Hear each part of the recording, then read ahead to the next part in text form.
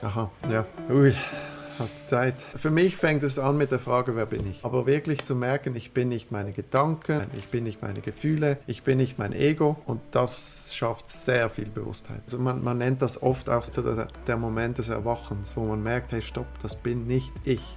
Oft so wird es so ein bisschen zu einer Mischform von Hypnose, Imagination und Meditation. Und mit der Meditation erreiche ich etwas anderes als mit Imaginationen oder Hypnosen. Am Ende streben wir alle ja danach, glücklich zu sein. Egal was wir tun, es geht immer darum, ich will mich gut fühlen, ich will glücklich sein. Emotionen aus meiner Sicht sind einfach Energie. Emotionen sind das, was dich antreibt, sind das, was dich entscheiden lässt. Das, was deine Entscheidung beeinflusst. Aber ganz extrem war es halt bei mir schon durch die Ausbildung zum Hypnosetherapeuten. Das war wirklich krass, weil ich da halt auch aus einem ganz anderen Bereich kam. Das alleinige Praktizieren von aktiver Dankbarkeit, was das machen kann, das ist Wahnsinn. Ich hoffe, dass da jeder Mensch früher oder später da hinkommt und diese Freiheit so auch fühlt. Aber das ist eine reine mentale Geschichte. Guten Tag und willkommen zu einer neuen Episode mit mir auf der Oliver Schirach Show. Heute haben wir einen Jugendkollegen zu Gast, Michael Meitzet von der Schweiz. Ich kenne Michael schon ein paar Jahre, aber hatte dann den Kontakt verloren, bis ich mehr auf ihn aufmerksam wurde durch seine Aktivitäten auf den sozialen Medien und all diesen verschiedenen Zertifikaten als Hypnotherapeut, als Mentalcoach, als Fitnesstrainer und so weiter und so fort. Das hat mich dann neugierig gemacht und ich hatte dann endlich Zeit, mit ihm ein längeres Gespräch zu führen für euch. In diesem etwas längeren Interview, und das habe ich auch noch aufgeteilt, falls ihr lieber zweimal knapp eine Stunde zuhört, dann klickt auf Teil 1 und Teil 2 oder sonst fahrt ihr einfach hier weiter. Also wir sprechen in diesem Interview über Emotionen, über Gedanken, wer sind wir, wieso fehlt es uns an Disziplin, was ist Erwachen, was ist Hypnose, Meditation, Visualisierung, das Gesetz der Anziehung und so weiter und so fort. Und gegen Ende sprechen wir dann auch etwas tiefer über den Online-Kursus, welcher Michael anbietet, und das Buch, welches eigentlich als Kompendium gedacht war, aber sich dann doch selber noch weiterentwickelte und viel größer wurde. Das Buch ist noch nicht kaufbar, aber sobald es verfügbar ist, werde ich die Links zu diesem Buch hinzufügen. Damit wünsche ich euch viel Spaß bei diesem Interview. Jetzt vom Schweizerdeutsch aufs Hochdeutsch, auf die Schriftsprache. Hier bei der Oliver Schirach Show. Einmal wieder auf Deutsch. Heute mit Michael Meitzet, einem Kollegen von der Schweiz. Viele Grüße an die deutsch sprechende Welt. Und heute sprechen wir über Michaels Werdegang, wie vom kleinen Michi, der Mentalcoach wurde. Sein Online-Kursus und sein zukünftiges Buch und alles drum herum werden wir besprechen. Willkommen, oder wie sagt man auf Deutsch doch, willkommen ab meiner Show. Ja, passt. Passt. Ja, herzlich willkommen. Vielen Dank für die Einladung. Ja, also der Akzent jetzt mal, wir sind beides Basler aus der Deutschschweiz. Ja. Von dem her vergibt uns unser Hochdeutsch. Ja, lieber Michi, sehr interessant für mich jetzt, dich mal so zu interviewen. Wir hatten ein paar sehr tiefe Gespräche in den letzten 6 bis 10 Monate, glaube ich, über unseren Werdegang. Und ich kam wieder auf dich zurück, weil du da jenseits verschiedene Coachings auf Instagram oder Facebook geteilt hattest. Das letzte war ein Hypnokurs, den du mit einem größeren Hypnotiseur in der Schweiz durchgeführt hast. Palacio, glaube ich, heißt er. Und Palacios, ja, Gabriel Palacios. ja, und er ist ziemlich bekannt in der Schweiz. Ich weiß nicht, auch in der deutschsprachigen Region vielleicht. Und dann haben wir uns wieder verbunden und eben über das spirituelle, mystische, persönliche diskutiert, was sind so die Blockaden der Menschen, wieso machen wir nicht, was wir eigentlich wollen oder wissen, dass wir sollten und Krankheiten, mentale, körperliche, was auch immer. Und ja, mal schauen, wo wir hinkommen in unserem Interview. Also, Michael, Egal. egal, Mindset für Kollegen. Äh, Genau. Zum Werdegang. Also, was machst du jetzt heute? Also mal kurz, was ist dein Jobtitel Mhm. oder wie beschreibst du dich, wenn du dich ja, mit deinem Job oder mit deiner Passion jetzt beschreiben musst? Was ist das? Ja. Also ich würde mich als Mentalcoach bezeichnen. Einer von vielen. Aber ich versuche das Ganze halt sehr, ich sage mal, sehr ganzheitlich zu machen, viele verschiedene andere Techniken da noch einfließen zu lassen. Wie du es bereits erwähnt hast, die Hypnose ist ein großes Thema, die Hypnosetherapie, Gesprächstherapie, Coaching für geistige Entwicklung, Meditation und dann einfach durch meine Erfahrung, die ich auch in meinem Leben, in meinem Berufsalltag machen durfte, da die ganze Komplexität dieser Themen, auch im Sport, mit der Ernährung und das hängt ja am Ende sehr vieles so zusammen und das dann für meine Klienten auf einen Punkt zu bringen oder für ihre Bedürfnisse so anzuwenden, das finde ich sehr spannend, dass man da muss immer ein bisschen aufpassen, dass ich mich nicht verzettel in den vielen verschiedenen Bereichen, aber halt trotzdem einfach, dass ich merke, okay, ich bleibe nicht einfach nur auf einer Schiene, ich wähle dieses Werkzeug, sage ich mal, das für meine Klienten am besten passt, was zu ihren Bedürfnissen und ihren Wünschen passt und, versuche sie da auf der mentalen Ebene zu unterstützen und ja, dass sie ihr Glück finden oder glücklich sind. Ja, danke mal für diese kurze Intro. Dann, was ich immer frage, jetzt muss ich das Ganze vom Englischen Mhm. übersetzen. Wenn du dich jetzt beschreibst in 3 Adjektiven oder Wörtern, welche Wörter würdest du wählen, um dich zu beschreiben und wieso genau diese Wörter? So eine kleine Beschreibung vielleicht dazu. Adjektive zu mir, Ja, wie du dich also zu beschreiben zu würdest meiner Person. zu deiner Person. Adjektive: frei, dankbar, lebendig. Und wieso diese 3? Wieso frei? Frei, weil, ja, ich denke, ich habe mich sehr stark frei gemacht im Job, privat, mental, all das. Also, ich fühle mich sehr frei. Ist auch, denke ich, etwas, das ich lange angestrebt habe, das ich immer wieder anstrebe, immer wieder frei zu bleiben halt auch. Wenn man sich wieder verliert in Gedanken und Gefühlen und wieder merkt: „Okay, stopp, muss mich wieder befreien von gewissen Dingen.“ Dann, dankbar, ja.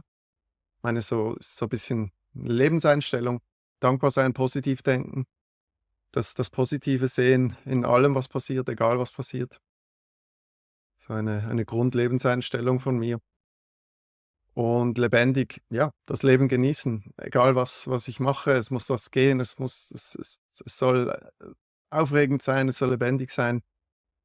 Äh, ja, das Leben ist für mich so wie 'ne Geschichte, ein Film und ich will keinen langweiligen, Film sehen oder ja, soll lebendig sein, soll was laufen. Aufregung. Ja, jetzt kann ich da schön tiefer gehen. Frei. Dieser Wunsch, frei zu sein. Also du hast gesagt, frei bei den Gedanken, den Gefühlen, bei der Arbeit. Hast du dich dann gefangen gefühlt vorher? Früher? Wann und wieso? Ja, also gefangen gefühlt, das tönt jetzt ein bisschen hart, aber ja klar, ich denke, es ist normal, dass jeder Mensch in seinem Leben fremdgesteuert ist und irgendwann gewisse früher, gewisse später kommt jeder Mensch an den Punkt, wo er merkt: „Hey, was mache ich da eigentlich? Und lebe ich wirklich mein Leben und tue ich das, was mich erfüllt, oder eifere ich irgendwelchen Idealen nach, die ich gar nicht bin, die nicht mir selbst entsprechen? Und ja, es ist mehr so die Einstellung, das, was in deinem Kopf passiert. Das sind nicht unbedingt die Umstände. Klar, ich habe auch meinen Job gewechselt, aber es ist vor allem das, was in meinem Kopf passiert ist, zu merken, wer ich wirklich bin, was ich wirklich bin, und das hat mich frei gemacht. Und ja, ich hoffe, dass da jeder Mensch früher oder später dahin kommt und diese Freiheit so auch fühlt und für sich hat.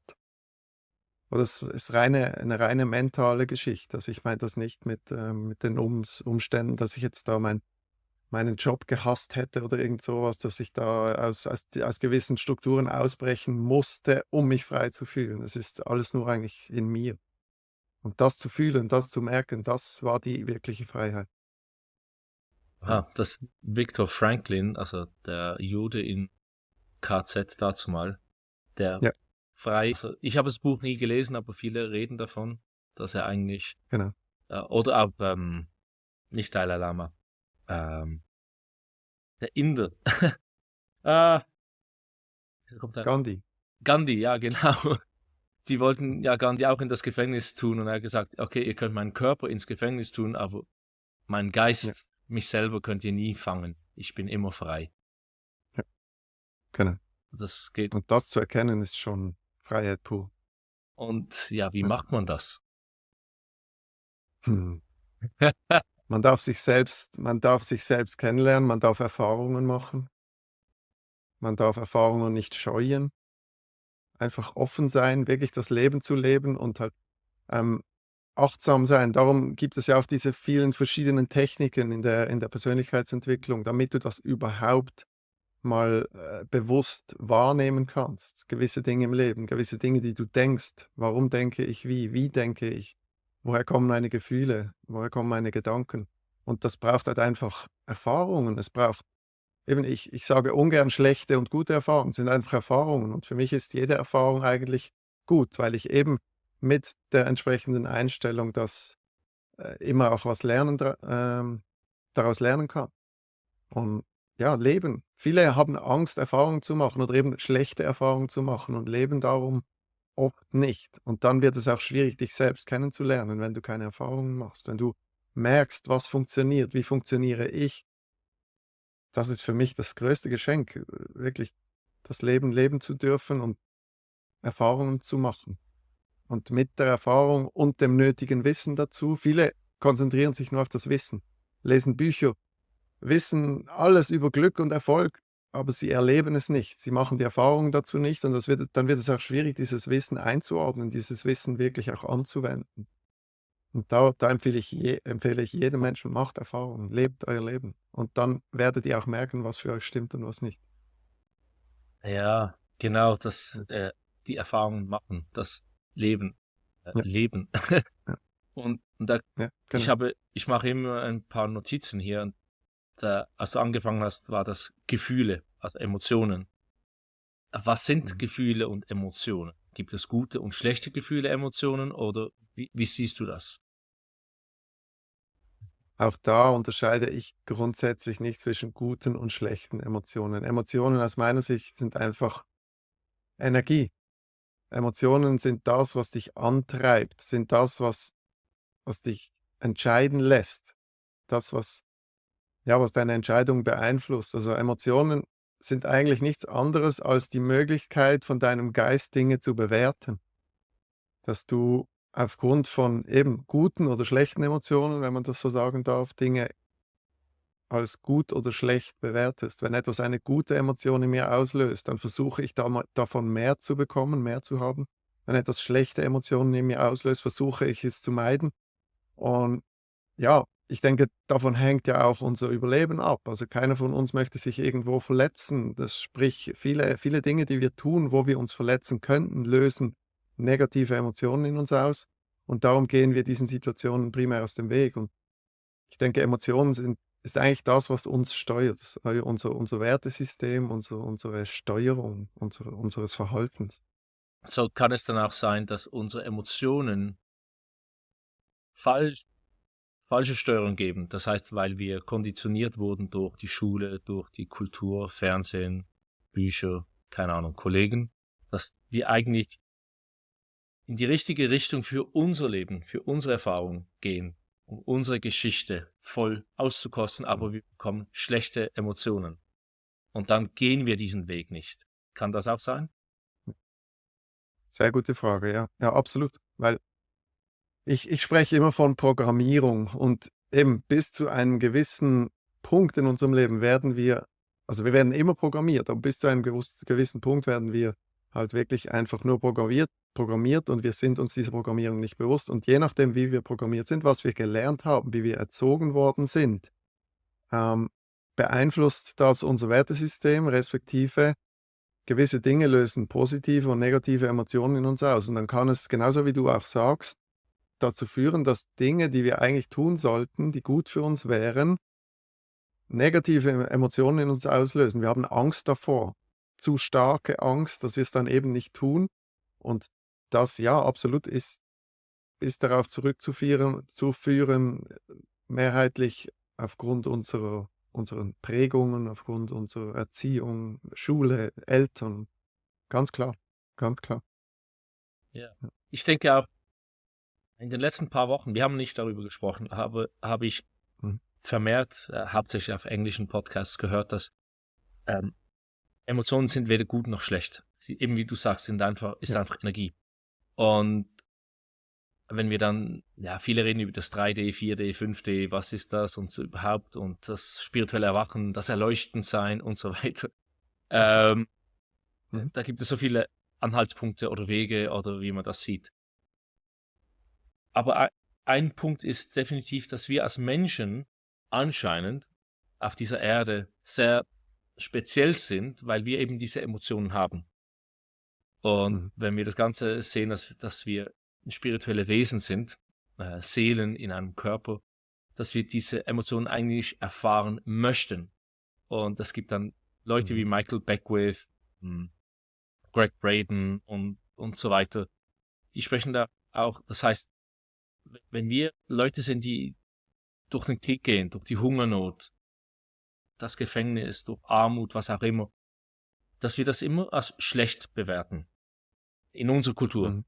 Aber wenn man zu den älteren indigenen Kulturen geht, also Indianer oder Kelten oder afrikanische Kulturen, das heißt, alle Gefühle, Emotionen sind erwünscht und unsere Seele möchte das eigentlich erleben. Und wenn man diese Bewertung dann wie frei lässt, dass man dann eben frei wird. Und wir sind ja immer noch bei der Beschreibung frei. Wie siehst du das? Ja, wie du sagst, eben, ich bin auch der Meinung, dass wir Menschen uns jetzt gerade auch von den Tieren, das ist jetzt nicht mein Fachgebiet, aber ich glaube, eine Eigenschaft, die wir haben, ist auch, dass wir uns selbst beobachten können, dass wir unsere Emotionen uns bewusst machen können. Und das ist eine sehr, sehr wertvolle Eigenschaft.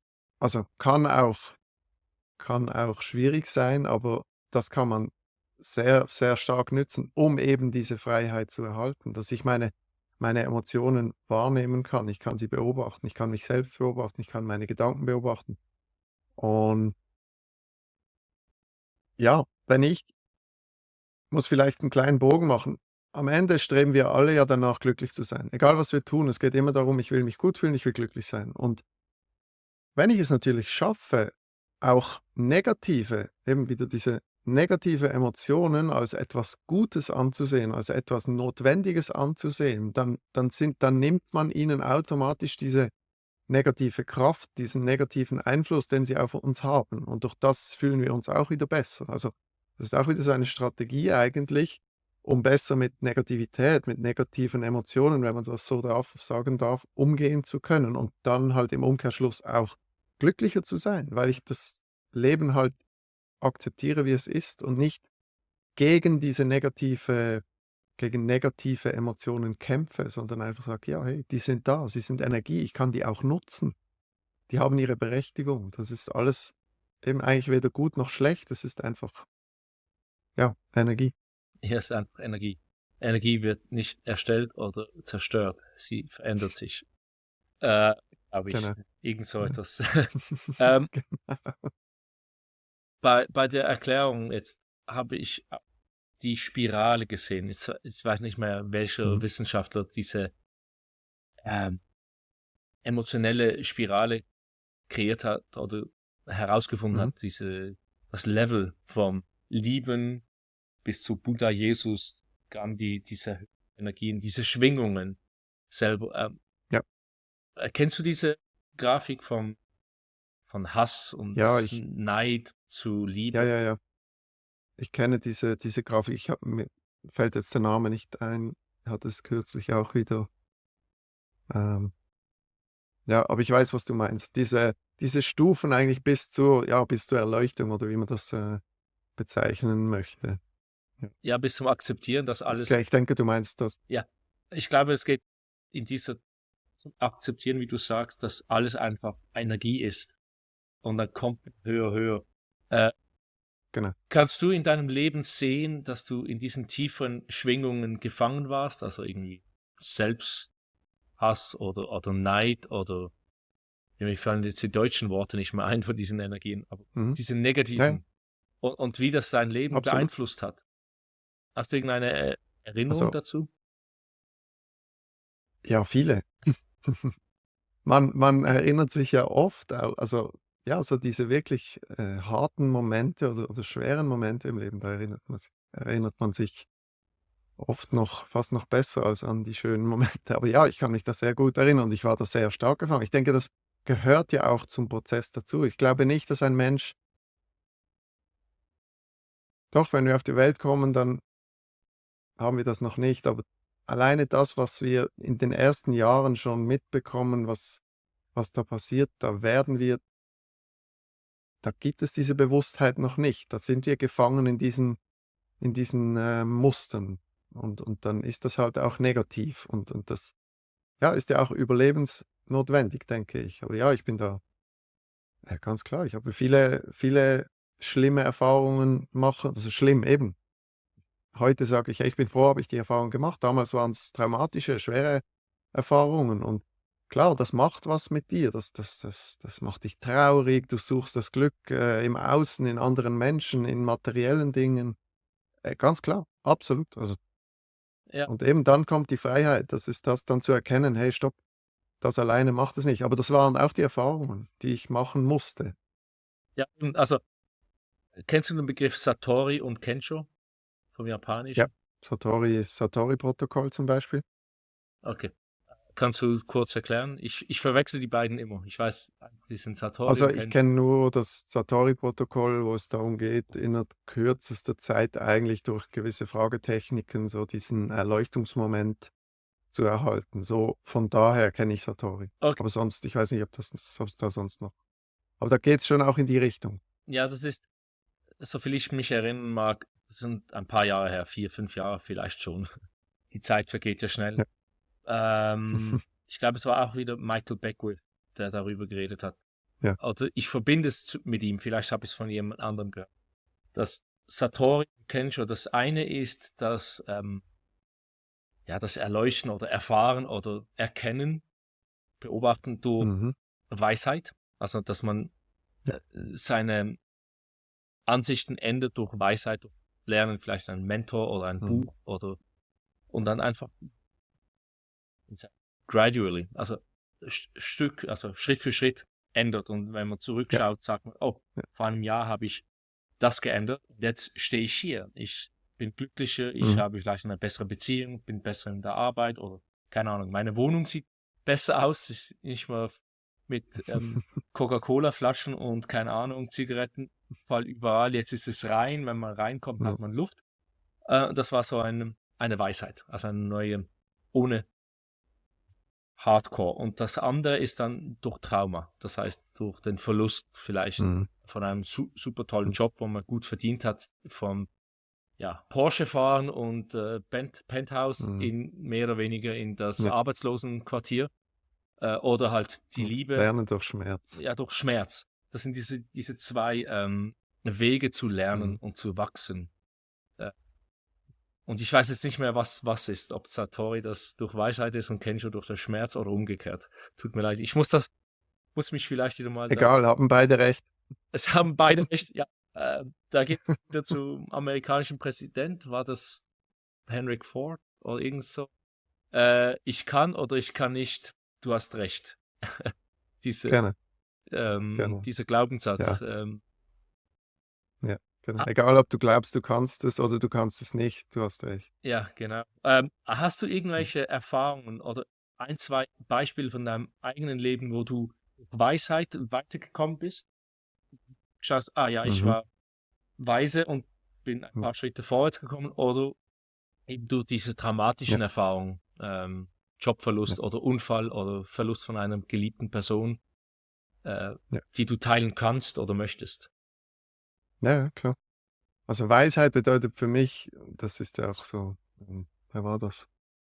Na egal, ich weiß, dass ich nicht weiß. Und diese Erkenntnis einfach wirklich so zu merken, dass das, was ich glaube zu wissen, halt einfach nicht die Wahrheit sein muss oder oft auch nicht ist. Das ist einfach meine Wahrheit. Und das habe ich vor allem dadurch gelernt, indem ich offen war und weiter gelernt habe und immer wieder gemerkt habe: „Hey, stopp, ich darf meine Wahrheit überdenken.“ Und wenn du deine Wahrheit immer wieder überdenken darfst, dann merkst du irgendwann: „Hey, stopp, ich nehme meine Wahrheit nicht mehr für so ernst.“ Es ist nicht, und das ist für mich auch Weisheit, zu sagen: „Hey, klar, ich habe meine Überzeugungen et cetera, aber ich gebe denen nicht mehr so viel Macht, dass sie mich belasten.“ Und ja, das ist für mich Lernen durch Weisheit, eben Erfahrungen machen, offen sein, neues Wissen und durch das Wissen zu lernen, dass ich eigentlich nichts weiß. Ja. Und durch den Schmerz, ja, oder ja. Weißt du noch, wann das war in deinem Leben, als du diesen Satz oder diese Weisheit kennengelernt hast? Hm. Oder in dich Also eingedrungen ist? Das kann ja auch sein, dass du das schon mit 10 Jahren gehört hast, einfach es kam nicht in dich rein. es es war schon ein langer Prozess, denke ich. Also, angefangen mit diesem, mit dieser Persönlichkeitsentwicklungsthematik habe ich so mit, was war ich da, etwa 20? Also, klar war vorher das auch immer ein Thema. Ich mache Kampfsport, ich habe Kampfsport gemacht, da war das immer irgendwo ein Thema, war für mich aber nicht, greifbar. Und jetzt dann so ab 20 wurde es dann so greifbar mit Büchern von zum Beispiel Dalai Lama et cetera, wo ich mich da ein bisschen stärker damit auseinandergesetzt habe, aber auch wieder aus dem Schmerz. Weil mir ging es da nicht gut. Ich hatte Probleme mit Beziehungen und ich wollte da irgendwas, weil ich habe gemerkt, ey, mein Glück ist abhängig von einem anderen Menschen und da wollte ich nicht, das habe ich gesagt: „Das kann doch nicht sein.“ Und dann habe ich mich damit auseinandergesetzt, das war so mit 20, 21. Und da kamen so die ersten Inputs so, wo ich gemerkt habe: „Oh, okay, ja, es gibt noch andere Denkweisen, es gibt andere Ansichten“, die mir dann da schon ein bisschen den Horizont erweitert haben und das dann angetrieben haben, diese, nennen wir es mal Weisheit. Aber ganz extrem war es halt bei mir schon durch die Ausbildung zum Hypnosetherapeuten. Das war wirklich krass, weil ich da halt auch aus einem ganz anderen Bereich kam. Ich habe bei der Polizei gearbeitet und bin dann von dort, also habe berufsbegleitend dann diese Ausbildung gemacht. Und ja, ich sage mal, die Polizeiwelt, die ist, ja, das ist so ein Mikrokosmos, wie halt in jedem Beruf und in jedem Gebiet, wo du dich aufhältst. Das ist so 'n Mikrokosmos. Alle denken plus minus gleich, haben die gleichen Ansichten und so weiter. Du glaubst, du weißt, wie die Welt funktioniert. Und wenn du da mal ausbrichst, und eben dann bin ich zu dieser Hypnosetherapieausbildung und da habe ich Menschen kennengelernt, die ich halt vorher so nie kennengelernt hätte, aus ganz anderen Bereichen, Menschen, die ganz anders denken. Und dann offen diesen Menschen gegenüber zu begegnen und zu lernen: „Hey, ja, so wie ich denke, ist nicht einfach nur die Wahrheit. Das ist nur ein Teil, das ist 'n Mikrokosmos.“ Und das hat mir schon sehr stark die Augen geöffnet.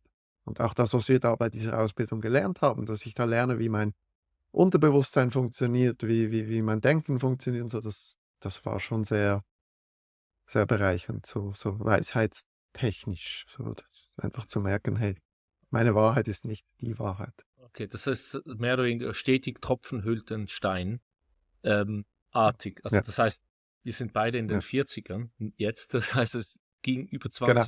ging etwa 20 Jahre mit vom Dalai Lama Ja. Buch lesen in den 20er bis die Hypnose. Ich weiß nicht, wie lang war diese Hypnose, der Kurs? Die Ausbildung, Wann hast du die das gestartet? ging. Wow, keine Ahnung. Wann war das? Ich weiß es nicht mehr. Also Das war vor ein paar Jahren. so 3, 4 Jahre Das oder ist so. noch nicht so lange her. Ja, so etwa. Ja, Ja. also etwa 20 Ich, Jahre vom. ich bin so Namen und so Jahreszahlen. Das erstens interessiert es mich nicht und zweitens ist es so irgendwie. Nicht, es ist auch nicht wirklich wichtig. Ich dachte nur, um den Genau. Zuhörern zu zeigen, okay, das waren doch Ja. 20 Jahre vom, okay, ich schaue mal Bücher an und lese vom Dalai Lama und ich fühle mich abhängig von anderen Menschen, um glücklich zu sein, bis zum wirklich dann gespiegelt werden in anderen Menschen und sehen, okay, Wahrheit ist nur ein Hm. Mikrokosmos. Also ich würde da nicht sagen, also bei mir waren es jetzt 20 Jahre. Bei jemand anderem ist es ein halbes Jahr.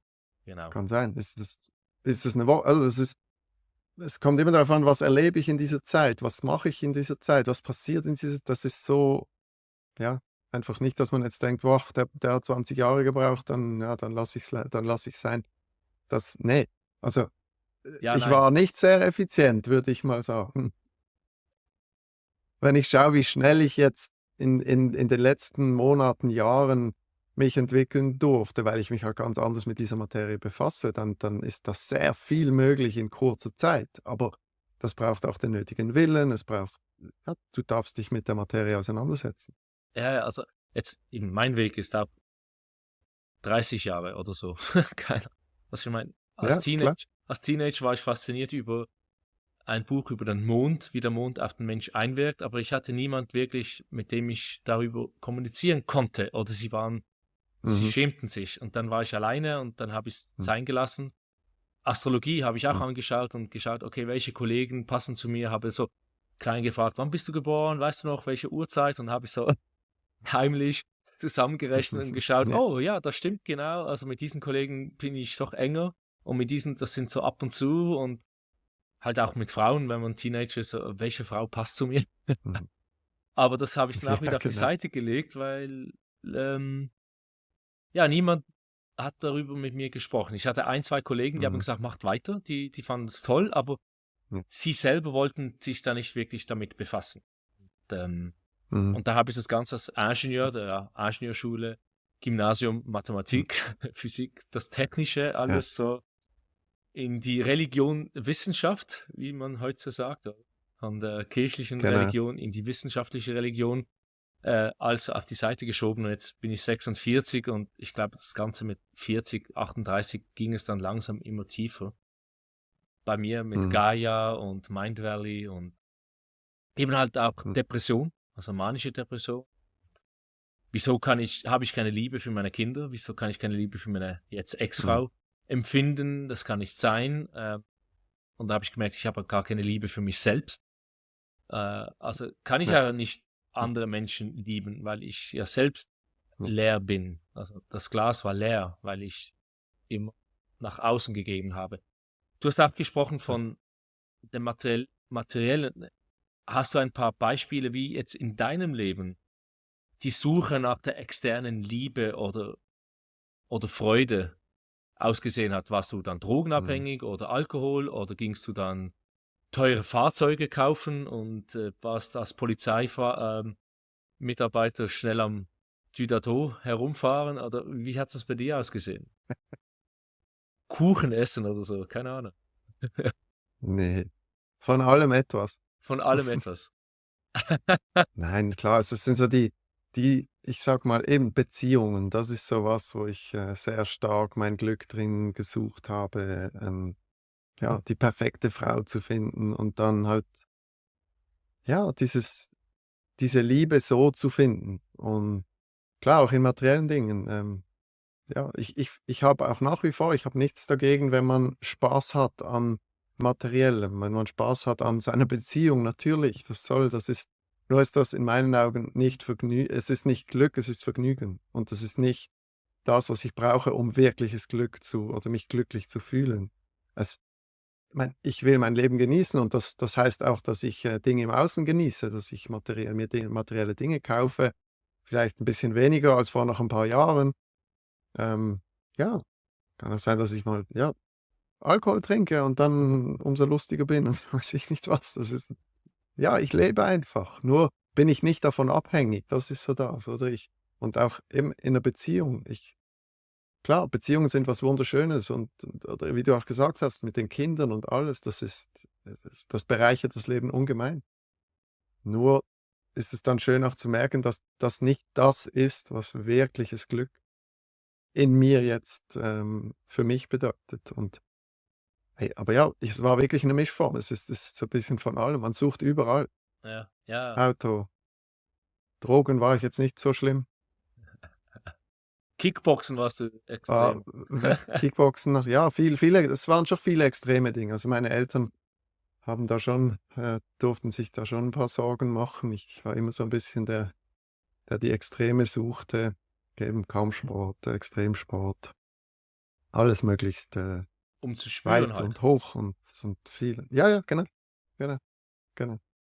Aber wahrscheinlich waren es auch diese Erfahrungen, die mir geholfen haben zu merken, dass das nicht die Lösung ist. Darum bin ich froh, dass ich diese Erfahrung gemacht habe. Ja, und es ist eben, wir hatten einen gemeinsamen Kollegenkreis.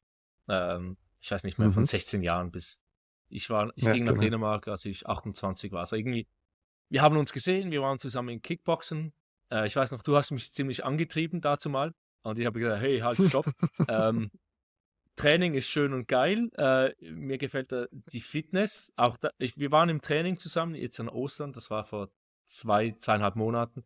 Das war wirklich gut für mich. Leider alleine kriege ich das nicht mehr hin in dieser Intensität, aber für mich war das Kickboxen mehr so das Fitness. Also ich habe den eigenen Kick gesucht, um mich selber zu pushen. Und ich wurde auch Ja. von dir und von anderen angefragt, in den Kampf, in den Ring zu steigen. Da habe ich gesagt, nee, lass das. Bin nicht ich. Und, und dass ich eben diese spirituellen Sachen auf Instagram und Facebook von dir gesehen hatte, dachte ich, okay, was geht ab? Michi war dieser extreme Typ, arbeitet bei der Polizei, Kickboxen und immer extrem. Also nicht eine Mhm. negative Person, aber doch etwas angespannt, hatte ich das Gefühl, wenn ich zurückdenke. Ja, Also ja, die gespannte Person. Wie siehst du das jetzt? Also du bist viel lockerer drauf, als ich dich in Erinnerung habe. okay. Siehst du das auch so aus, wenn du zurückreflektierst an diese Ja, 18, 22 Jahre? Äh, Wie siehst du das? Was wäre dein absolut. Tipp? Was wäre dein Tipp an dich selber? Jetzt, wenn wir so 20, 25 Jahre zurückgehen würden und du würdest dir gegenüberstehen. Mach's genauso, wie du's machst. Ja, weil ich kann nicht sagen, ob ich was anderes gemacht wenn ich was anderes gemacht hätte, ach, egal, hätte, Fahrradkette. Nein, ich bin froh, dass ich da stehe, wo ich jetzt stehe. Ich bin froh, dass ich die Erfahrung gemacht habe, die ich gemacht habe. Ich ja, ich bin wie du sagst, ich denke, ich bin lockerer.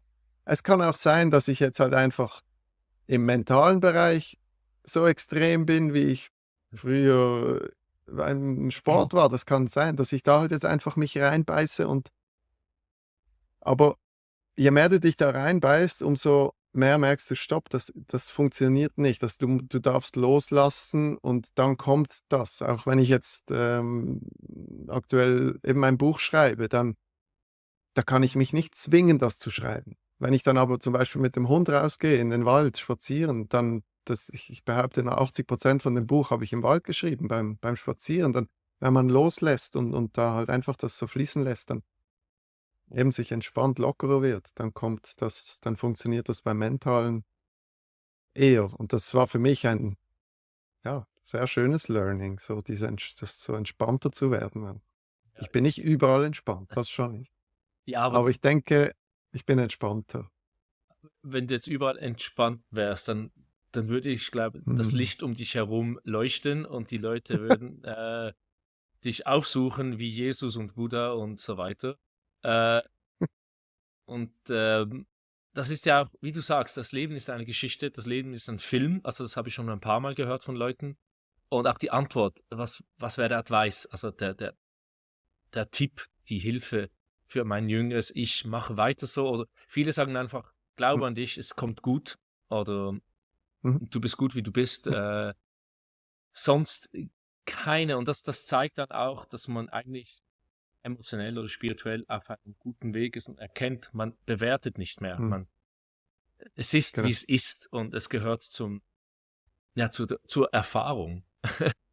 Ohne die Erfahrung. Ja, Ja, man muss das Zeug erfahren, sonst liest man. Das ist wie ein Buch öffnen und nur die erste Seite anschauen. Sage ich habe das Buch ja. von Dalai Lama, habe ich aber nur die erste Seite Ja, gelesen. genau. Ja, oder eben, ich lese es, aber ich wende das nicht an, was da drin steht. Ich mache mir nicht ich wende das nicht auf mein Leben an. Oder wenn ich nur über Meditation lese, aber sie nicht aktiv praktiziere, ja, wie will das funktionieren? Das geht nicht. Ich habe die Erfahrung dazu nicht. Ich habe das Gefühl, oft fehlt dann das Gefühl, und durch Erlebnisse, durch Erfahrungen geht das Ganze in die Gefühlsebene, und das ist das, was ich denke, was dann wertvoll ist und was dich wirklich dann auch verändern kann. Ja, das Genau. Wissen alleine, ja. Eben Wissen alleine hilft nicht. Also ich habe auch einen Kollegen, der hat die Welt nicht wirklich gesehen, war einmal in Amerika, Mhm. 2, dreimal in Berlin und so weiter. Sage ich, ja, wieso gehst du nicht? Und er redet da immer über die Krise in Ukraine und Russland oder Israel, Mhm. Palästina. Ich sage, ja, aber warst du da? Nein. Woher weißt du all Mhm. das? Ja, ich habe darüber Ja, gelesen. genau. Ja, Du musst, also wenn ja. du über die Weltpolitik redest oder die Natur, solltest du eigentlich mal da gewesen sein. Und das ist Mhm. auch ein Wäre Ziel, gut, ja. das ist auch ein Ziel von mir, die Welt zu sehen, zu erleben, die verschiedenen Mhm. Kulturen zu sehen. Für mich ist irgendwie die verschiedenen Wasserfälle zu sehen oder auch die verschiedenen Mhm. Schön, Landschaften. ja. Also mal wirklich in der Wüste zu sein, nicht einfach darüber zu lesen, mal wirklich schönen Korallenriff zu sein oder Urwald oder was Mhm. auch immer. Einfach mal das Erleben Mhm. und das Gespür zu haben. Also diese extreme Hitze mit Feuchtigkeit und den Moskitos und keine Ahnung. Mhm. Und dann vielleicht das ganze Trockene und so weiter. Oder auch mal Nordpol wäre schön oder so, Südpol. Das Ja. wirklich eisige einfach mal erlebt haben. Aber ich denke, Mhm. wir sind da ziemlich gut mal um dein erstes Wort frei herumgekommen. Also, Mhm. es kam immer wieder vor. Also für mich hat sich Ja, das wie so ein kleines Kapitel angefühlt. Äh, schön. Da gehe ich mal an an das zweite Wort, Dankbarkeit. Wie kamst du in die Dankbarkeit? Hast du da Übungen angewendet, um das besser in dir zu verankern? Oder wie kam die Dankbarkeit zu dir?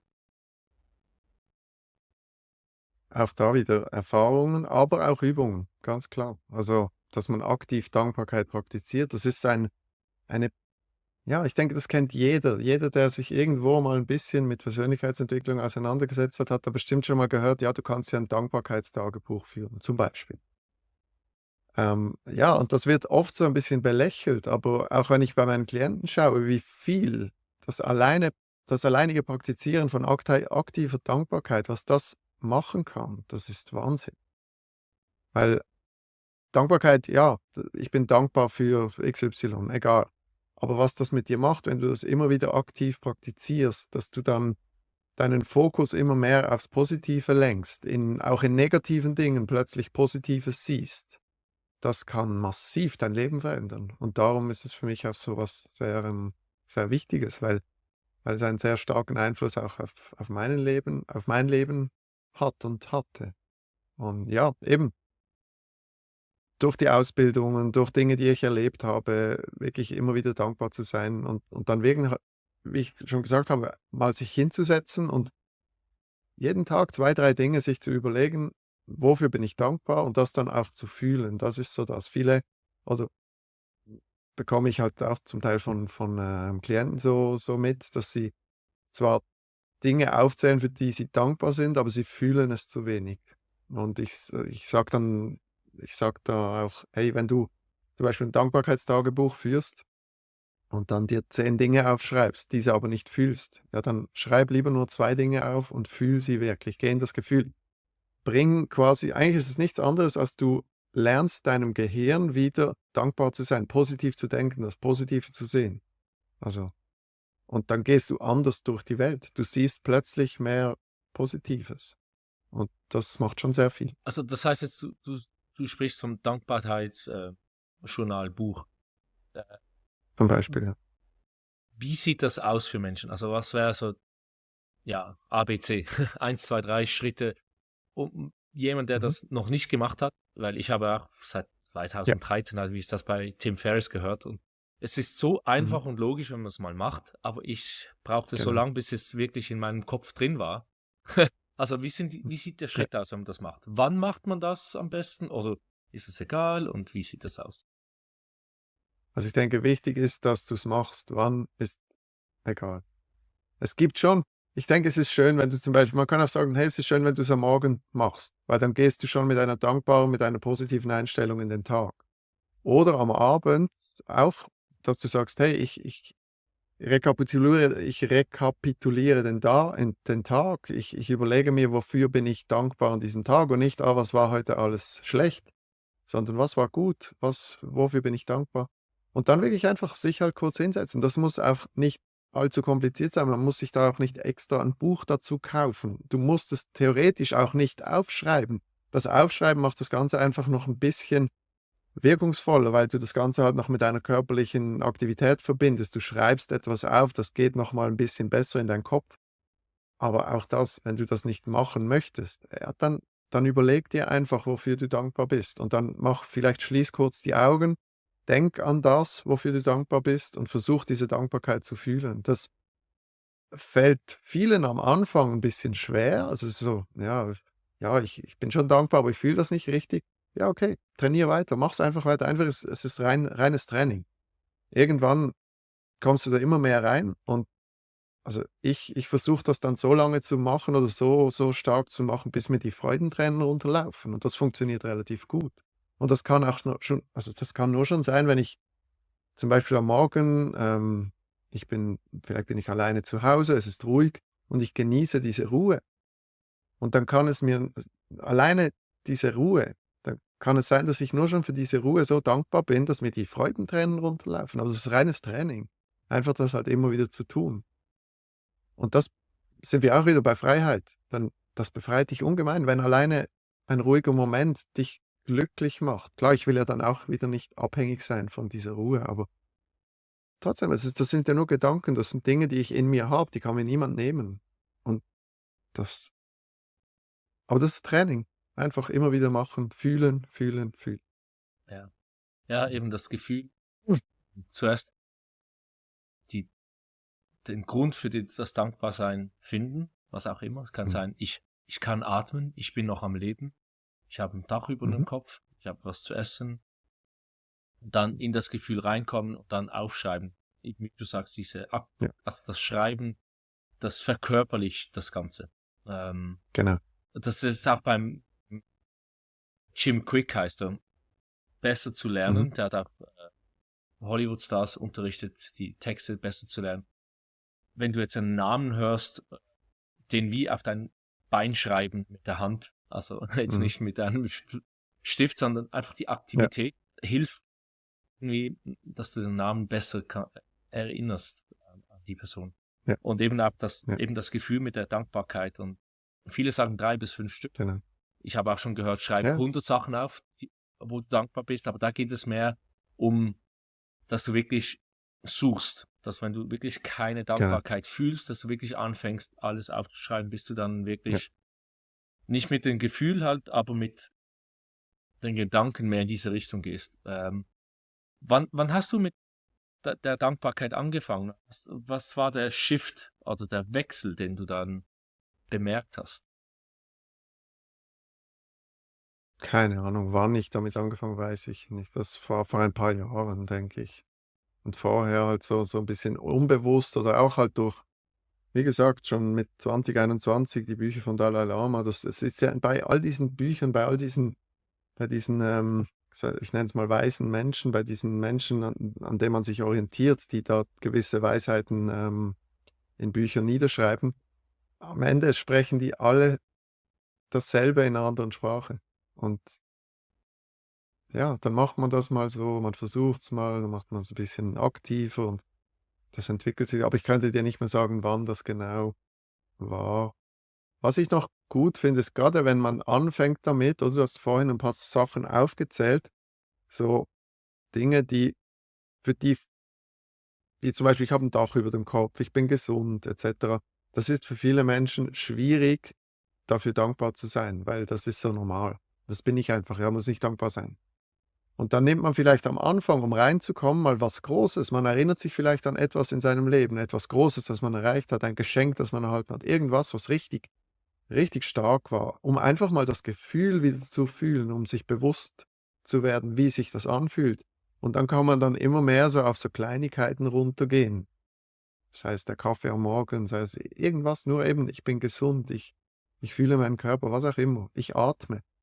Aber das ist am Anfang noch schwierig für jemand, der das noch nie gemacht hat. Da würde ich empfehlen, nimm lieber mal so große Dinge, auch wenn die halt sehr stark im Außen sind und ja, aber einfach um in das Gefühl zu gehen. Und am Ende kannst du auch sagen, hey, wenn ich weiß, wie sich Dankbarkeit anfühlt, ich habe das richtig im Gefühl, dann kann ich dankbar sein, ohne einen Grund dafür zu haben. Ich bin einfach dankbar. Ich fühle dieses Gefühl, wenn ich das fühlen möchte. Und das ist schon schön. Ja, ich glaube, eines der ersten Gefühle, wenn du sagst, eben diese großen Ereignisse oder Geschenke oder Ja. Geschehnisse. Für mich war das einem Kursus, ja, 2018, glaube ich, mit der Depression. Ich hatte da NADA Mhm. noch, 5 Nadeln in jedem Ohr. Mhm. Und das hat wirklich, also bei mir war es nicht so, dass ich komplett still wurde, das ein paar Leute neben mir, aber es hat geholfen über längere Zeit bei mir. Also bei mir ging es wie bei dir auch. Ich bin etwas hartköpfig, Ja. stur. Es dauert, bis das reinkommt.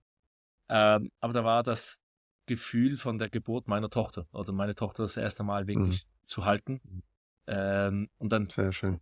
und da versuche ich eben nicht, um nicht zu bewerten, eben auch die Geburt meines Sohnes raufzunehmen, weil beides Ja. war sehr wichtig und nicht einfach immer nur an die Tochter zu denken, weil sie halt die erste war, sondern beides, das hat mir geholfen und das war aber auch mehr, das war glaube ich da beim NADA und dann in derselben Zeit war das mit ja Tim Ferriss und wie heißt er, der große starke Mann, ähm, ähm, Tony Robbins, Tony also, Robbins. ja, Mhm. starke Stimme, die Herz-Kopf-Kohärenz, glaube ich, auf Deutsch heißt es. Mhm. Heart-Brain-Kohärenz, wo man, Mhm. was Jesus auch schon gelehrt hat, oder viele Buddhisten, die Hand vor dem Mhm. Herzen mit Abstand, das hat mit magnetischem Feld zu tun. Magnetik. Und dann eben dieses Gefühl hervorzuholen, diese Dankbarkeit, dieses gute Gefühl und dann einfach langsam zu atmen, in das Herzen zu atmen. Also ich stelle mir immer vor, dass die Luft geht durch die Hände in das Herzen, wieder vom Herzen durch die Hände raus. Und das ist eine so kurze Meditation, welche auch mit der Genau. Dankbarkeit verbunden ist dort im Herzen. Das hat mir geholfen. Und bei mir, Mhm. als ich die Dankbarkeit endlich nach etwa 4 Jahren anwenden konnte, also das war das 5-Minute-Journal. Das war wirklich dann ein Buch, Genau. und das war dann eben 30 Dinge, wo du dankbar bist am Morgen und positives Geschehen für den Tag. Der Verkehr geht super leicht, ich komme zur Zeit zur Arbeit, keine Staus, kein Mhm. Unfall, kein Platten, Pneu oder so. Bei der Arbeit, Mhm. die Arbeit, die ich bekomme, die läuft einfach, keine großen Probleme, die Meetings, die ich habe, sind super, keine Ahnung. Dass man sich das so vorstellt und dann noch eine Affirmation, so wie ich bin, bin ich gut oder keine Ahnung. Ja. Ja. Jim Carrey hatte da, ich werde ausgezeichnet mit 10 Millionen für hervorragende Arbeit als Schauspieler. Das hatte er irgendwie 5 oder 8 Jahre in seinem Portemonnaie, bis er dann wirklich diese 10 Ja. Millionen für Ace Ventura bekommen hat. Also das ist Genau. der Hammer. Also wie sagt man, die Ja. Hammer-Methode, dass man das wie reinschlägt in das Gedächtnis als Affirmation. Und dann am Abend, wie du sagst, auch wieder eine Dankbarkeit artig, dass man die positiven Punkte vom Tag wieder hervorhebt, anstatt eben sagt, Genau. er hat mich an der Kreuzung den Weg abgeschnitten oder der Boss hat mich zusammengeschissen. Dass man diesen Sachen nicht einfach unterdrückt, sondern sich an die schönen Sachen erinnert. Ja. Das, Oder dies, was war gut an den negativen Dingen? ja, das ist dann halt der nächste Schritt. Das ist, ich denke, schon mal Genau. etwas mehr geübt, also die geübteren Ja, genau. Weil wenn man wirklich Genau. anfängt, ist das schwer. Das ist dann wirklich provozierend. Ja, Das genau. ist dann. Ah. Ja, Und ja, ja. wie Ja, du ja. sagst, ich denke auch eben, bevor man ins Bett geht, die positiven Sachen hervorholen, dann hat man eben nicht die negativen Gedanken im Kopf, welche dann ich hätte sollen und tun müssen und überhaupt, und dann geht diese Ja, genau. Spirale auch weg. Dann ist es einfach zu schlafen, hat vielleicht bessere Träume. Und wie du sagst, also Advanced geht dann wirklich die schlimmen Sachen. Okay, was ist das Positive an diesem wirklich, am Tod meiner Frau, keine Ahnung, am Verlieren von meinem super Top-Job, wo ich 20.000 Euro im Monat verdiene? Was ist das Positive daran? Das ist Genau. schon mehr advanced. Und für mich, als ich das angefangen hatte, das war 4, 5 Monate danach, wurde ich eingeladen für ein Retreat in einem 5-Sterne-Hotel und ich habe irgendwie die Hälfte bezahlt, glaube ich. Und mein Chef hat gesagt, hey, das war 2 Tage, bevor ich loslegen muss, ja, kein Problem, du bekommst frei. Meine damalige Frau hat gesagt, hey, du hattest schon lange keine Ferien mehr für dich, mach das, wir kriegen das hin. Und eben, ich bekam Discount und 3 Tage nachdem ich angefragt wurde, war ich da vor Ort. Das war wirklich 5 Monate mit täglichem 5-Minute-Journal. Also Dankbarkeit morgen und das Cool. positive Abend und mit dem Herz verbinden. Und das war wirklich so der Effekt, wo ich zurückschaue. Das ist jetzt 6 Jahre her und ich war nicht mehr so tief in dieser Dankbarkeitspraxis wie dazu mal. Aber ich sehe durch den Tag, also bei der Arbeit oder bei der Schule Genau. jetzt, habe ich meinen Stuhl falsch gefräst. Die Maschine hat ein Teil gegessen. Aber ich weiß nicht, wie man das sagen soll. Ich wollte abrunden und dann kam ich irgendwie rein und da wurden da 5 Millimeter mehr abgefräst und das war eigentlich gut, weil das ist jetzt ein besseres Produkt geworden. Und dann im Moment merkt man wird etwas genervt, aber dann vielleicht kommt etwas Gutes daraus. Also wirklich das gerade umsetzen. Aber das braucht Übung. Für ein paar Leute geht das 5, 6 Jahre, für andere geht das 2, 3 Wochen. Genau. Und du sagst es gut, auch es ist dasselbe bei der Meditation mit der Achtsamkeit. Am Anfang braucht es vielleicht einen Moment, den du dir wirklich nehmen darfst, in Ruhe sich hinzusetzen oder eben auch diese Dankbarkeit zu praktizieren, irgendwo bei dir zu Hause, wo du deine Ruhe hast, wo du dich wirklich auch entspannen kannst. Aber mit der Zeit, wenn da dein Geist das entsprechende Training erfahren hat, dann baust du das automatisch oder du kannst es automatisch in deinen Alltag einbauen. Du brauchst nicht mehr zu Hause auf einem Kissen zu sitzen oder auf einem Stuhl, ist egal. Und dann gibt es so wie 'n Selbstläufer 'n bisschen. Du gehst positiver durchs Leben. Klar darfst du da auch wieder achtsam sein und aufpassen, dass nicht deine Umstände dich vielleicht doch wieder eher negativ beeinflussen und dass es dann wieder nötig sein darf, zu Hause sich wieder wirklich hinzusetzen und das aktiv zu machen. Aber du sagst es gut, wenn du dann 'ne gewisse Positivität dir angeeignet hast, dann ist das wie 'n Selbstläufer. Du machst das automatisch im Alltag. Du siehst die positiven Dinge, das Positive dich noch mehr. Das ist so 'ne Positivspirale. Absolut. Aber am Anfang braucht es bei vielen Leuten auch, und das darf man auch nicht unterschätzen, wenn ich Dankbarkeit praktizieren möchte, dann will ich ja in das Gefühl gehen. Und damit ich das Gefühl fühlen kann, darf ich mich zuerst ein bisschen entspannen. Also, ich darf nicht sagen: „Ja, ich muss jetzt noch kurz Dankbarkeit machen und jetzt, ja, okay, ich bin dankbar für, ich bin gesund, ja, okay, fühle das jetzt.“ Das funktioniert nicht. Also, ich darf mich da wirklich, um Gefühle fühlbar zu machen, um Gefühle haben zu können, darf ich mich zuerst entspannen. Also, ich muss meinen Verstand ein bisschen so in die Pause schicken durch die Entspannung. Darum eben oft auch das Schließen der Augen, damit mein Unterbewusstsein aktiver wird, gewisse Hirnregionen, und dann fühlt man das auch. Und wenn jemand Mühe hat, das zu fühlen, dann darf er sich fragen: „Bin ich genug entspannt?“ Also, vielleicht zuerst noch ein bisschen mehr in die Entspannung gehen. Ja. Und sehr schön. Also das hat mir jetzt gefallen mit Entspannen. Ein sehr wichtiger Tipp. Weil oft ist man so angespannt, dass man dann vergisst, atmen. Und ja, ich Ping-Pong jetzt. Also ich gehe jetzt wirklich in die Ping-Pong-Version. Wie ein paar kleine Anfängertipps, um sich zu entspannen. Eine Atemtechnik oder ein Gedanke oder eine Körperbewegung. Hast du da etwas, was du den Leuten weitergeben kannst? Ich bin wirklich Freund von Einfachheit. Augen schließen. Klar, man kann auch zum Beispiel meditieren, wobei Meditieren eher ein konzentrierter Zustand ist als ein entspannter. Aber ja, Augen schließen, ein paar tiefe Atemzüge machen, mal seinen Körper fühlen, so Bodyscan-Techniken, mal wirklich bewusst seine Füße entspannen, bewusst seine Waden entspannen, die Oberschenkel, einfach mal so den Körper durchgehen und wirklich so fühlen, wie die Muskeln so angenehm schwer werden. Nicht so, wenn ich denke, ich will jetzt meinen Körper entspannen, das ist viel zu schwierig. Also ich kann mich da vielleicht besser auf einzelne Muskelpartien konzentrieren. Durch das Konzentrieren oder durch die Konzentration auf einzelne Muskelpartien oder egal auf was ich mich konzentriere, konzentriere ich mich schon nicht mehr auf irgendwelche Gedanken, die mich da belasten oder irgendwas. Also ich komme weg von dieser Negativität auch wieder, falls die mich daran hindert, mich zu entspannen.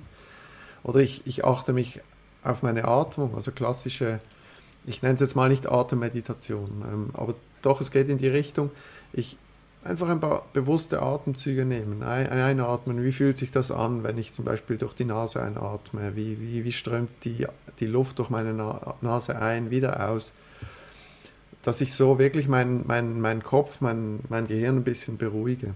Oder auch eine Körperposition finde, in der ich mich wirklich entspannen kann. Darum empfehle ich eigentlich auch, wenn es ums Gefühl geht, also eben wie zum Beispiel Dankbarkeit oder auch Imagination und Hypnose, sich nicht hinzusetzen, so das Klassische, was man oft sieht, so Lotussitz, Schneidersitz, gerade Rücken aufrecht, das ist eher mit der Idee, sich zu konzentrieren. Aber wenn ich ins Gefühl gehen möchte, will ich mich nicht konzentrieren, dann mache ich das Gegenteil. Ich entspanne mich, ich lasse Dinge aus meinem Unterbewusstsein hochkommen und da kann ich mich wirklich gemütlich hinsetzen, also als würde ich eigentlich einschlafen wollen.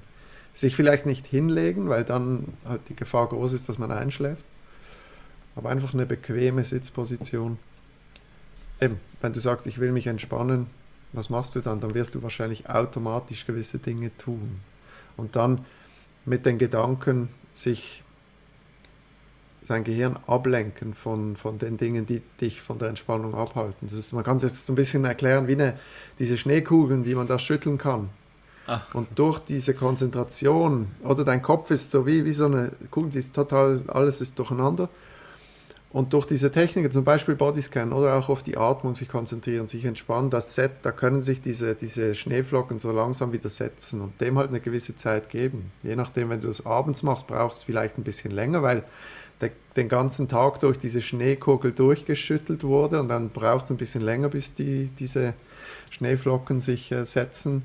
Darum ist es am Morgen oft ein bisschen einfacher, weil dein Gehirn schon eher noch ruhig ist, weil es schon durch den Schlaf eher in einem ruhigen Zustand ist. Ja, und ich denke, da sind wir Menschen auch wieder unterschiedlich. Und die Asiaten, ich denke mal Afrikaner und so weiter, die hatten auch dieses selbe Wissen. Wir haben verschiedene Architekturen, Persönlichkeiten. Da gibt es Leute, die sind am Morgen schon hellwach. Die stehen auf und bumm. Aber dafür sind sie am Abend viel mehr, die machen nicht mehr viel am Abend. Und da ist es vielleicht für die ist es einfach am Abend und für andere, welche halt am Morgen, es geht etwas länger. Vielleicht ist es da einfacher. Genau. Das andere, was ich auch noch denke, eben Atemtechnik, was man viel hört, ist Box Breath, also dieses 4 Sekunden einatmen, 4 Sekunden halten, 4 Sekunden ausatmen, 4 Sekunden halten. Für ein paar Leute hilft das auch. Und ich finde, das Box Breathing finde ich besser, wenn es so ein bisschen um Aktivierung geht. So. Aber rein Atemtechnik finde ich jetzt zum Beispiel die Atemtechnik mit der Betonung der Ausatmung fast effizienter, dass ich mich auf die Ausatmung konzentriere, möglichst langsam und lange ausatmen und mit der Ausatmung so immer schwerer werde. Die Boxatmung, ja klar, gibt es auch, aber es gibt ja so viele verschiedene Atemtechniken, aber so, da würde ich sogar noch die Atemtechnik mit der Betonung der Ausatmung, der Boxatmung vorziehen. Okay, ja. Wenn es rein um die Entspannung geht. Ich spüre das schon. Also schon auch im Gedanken spüren, wie man das Gewicht oder der Abfall oder die Sorgen wie ausatmet, die aufgebrauchte Energie wie rauslässt und dann beim Einatmen wie das Frische holt. Und eben, also hast du das mit den einzelnen Körperpartien erzählt, da sagst du, oh meine Güte, da schlaft man ja ein.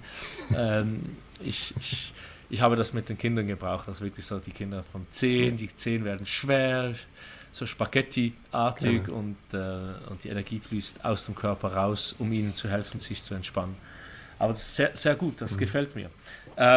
Dabei komme ich auf die Idee mit Meditation. So du hast das schon mal ein bisschen angesprochen, Unterschied zwischen Entspannen und Meditation. Was sind so die falschen Ideen oder Vorstellungen Menschen haben von einer Meditation?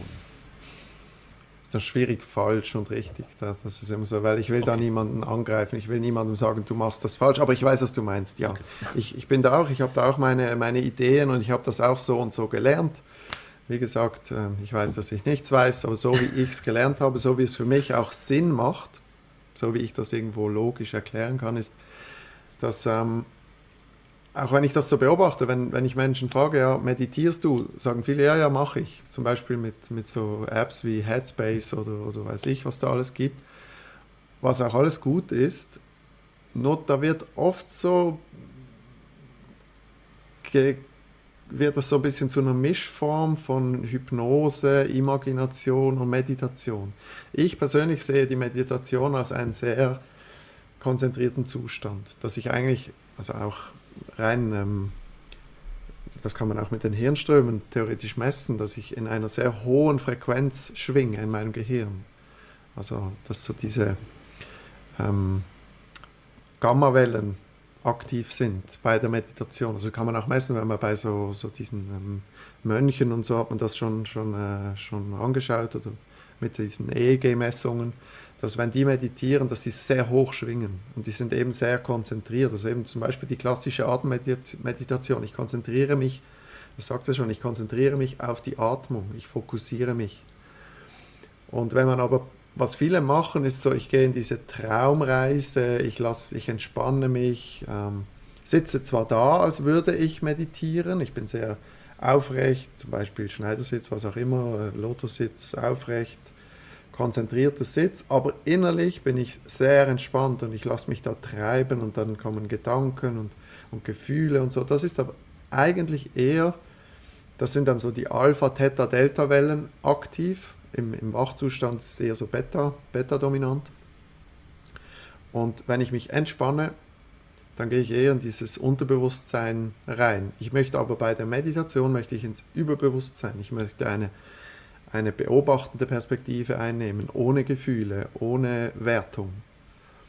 Und da kann man schon ein bisschen unterscheiden. Und am Ende, denke ich, ist es ja egal, wie man es nennt und was die Menschen tun, solange es ihnen gut tut. Ich vergleiche es nur immer damit, dass wenn ich sage, ja, wenn ich meine Brust trainieren möchte und dann jeden Tag an die Beinpresse mich setze und mich dann wundere, warum meine Brust nicht stärker wird, dann ja, muss ich mich nicht wundern. Dann habe ich einfach die falsche Übung gewählt. Die Übung ist auch gut, weil wenn ich starke Beine bekomme, ist das ja auch schön. Oder wenn ich joggen gehe, weil ich denke, ich baue dadurch Muskulatur auf. Nein, aber es ist ja auch gut, wenn ich joggen gehe. Es ist auch eine gute Übung. Aber ich finde es immer schön, wenn ich weiß, womit erreiche ich was. Und mit der Meditation erreiche ich etwas anderes als mit Imaginationen oder Hypnosen. Ja, das ist, ja, du hast eine andere Can of Worms, also Boxe hier geöffnet mit den verschiedenen Übungen. Und also wir sind beide etwas im Fitness und Gesundheit und viele Leute haben das Gefühl, mit dieser Übung oder mit diesem Essen kommen sie weiter und dann schaue ich an, nein, absolut nicht. Du brauchst so viel Energie und Überzeugungskraft, um das zu machen und du kommst nirgends hin, also wirst du enttäuscht. Aber eben das jetzt mit mit der Meditation und eben dem Gehen lassen, das ist schwierig, weil man sieht von außen nicht wirklich, was passiert. Genau. An einer Beinpresse oder an einem Bankdrücken, das sieht man von außen her. Ist jetzt etwas halt einfacher. Aber eben auch, wie du sagst, das ist etwas, das für mich lange gedauert hat, ist Meditation heißt eigentlich deine Gedanken trainieren. Eben zu schärfen, zu fokussieren lernen. Und das heißt jetzt nicht, also es gibt ja verschiedene Meditationen auch wieder da, die Absolut. Gedanken reinlassen, kommen, auf die Flamme fokussieren, auf das Dunkle, auf die Gefühle, auf die Körpersensationen. Aber im Endeffekt ist es ja ein Fokus. Also wenn man jetzt das Vipassana macht und die Körpersensationen abscannt, also Körperscanning mehr oder weniger, rauf, runter, und das nicht bewertet, da geht es darum, Schmerzen oder Blockaden oder diese schönen warmen Gefühle nicht zu bewerten, als ich möchte mehr davon oder nein, das möchte ich nicht. Durch das lässt man dann im Unterbewusstsein diese verschiedenen Traumen, die verschiedenen Blockaden sein, aber man lernt zu fokussieren. Man kommt ja da nicht an meine Freundin, meine Frau, mein Mann, meine Kinder, mein Boss. Diese Gedanken sind ja dann nicht da, das heißt, man fokussiert sich. Oder die Flamme, man fokussiert sich auf die Flamme. Ja. Man ist wach, man ist fokussiert. Oder eben, wenn Gedanken kommen, dann gebe ich denen keine Energie. Sie sind da, ich beobachte sie, sie ziehen wie Wolken weiter. Ich komme zurück zu meinem Objekt, meiner Meditation, sei es der Atem, sei es, wie du sagst, eine Flamme, sei es irgendwas, ein Wort, Mantra, keine Ahnung. Ja. Aber eben, es gibt so viele verschiedene Arten und ich spreche jetzt mal so von, wenn man im östlichen Sinne von Meditation, da möchte ich mich gar nicht zu viel drüber, das ist nicht meine Welt, das kenne ich nicht. Ich kenne die Meditation so, wie ich sie gelernt habe. Ich sage mal eher die westliche Art von Meditation. Aber ja, am Schluss machen trotzdem alle plus minus das gleiche. Aber es gibt so viele Arten und eben darum will ich auch nicht sagen, es ist richtig oder falsch. Ja, ich beschränke mich da auf sehr einfache Techniken eigentlich. Ja, für mich ging es mehr darum eben, dass das eigentlich ist ein Training für den Fokus und ich habe es einfach gemerkt und auch eben die verschiedenen Sitzpositionen, also man kann auch meditieren im Handstand, also es geht dann eben, ich glaube Lotus ist mehr oder weniger fast schon Anfängerlevel. Klar. Ich bin jetzt auch im Yoga und wir haben jetzt letzte Woche angefangen, verschiedene Positionen aufzunehmen und also schon wenn man Jesus Bilder sieht, der hat die Finger in buddhistischen Positionen. Oder wie es hält, das eben die Luft mit dem Feuer, mit dem Wasser und so weiter verbunden. Und wir hatten eben letzte Woche dann diese verschiedenen Positionen, um zu entspannen eben. Und da hat er auch gesagt, diese Position wird zum Meditieren verwendet. Und dann haben alle geschaut, was, wie? Das ist ja voll anstrengend. Und er sagt, ja, das ist eben die Übung. Und mit der Übung wirst du dann lockerer. Und dann hältst du die Position und bist fokussiert. Eben, man ist da nicht einfach irgendwo Entspannung. Aber das ist super. Das heißt, ich hoffe, das war gut für die Zuhörer, um zu hören, eben Meditation heißt mehr oder weniger, man lernt zu fokussieren.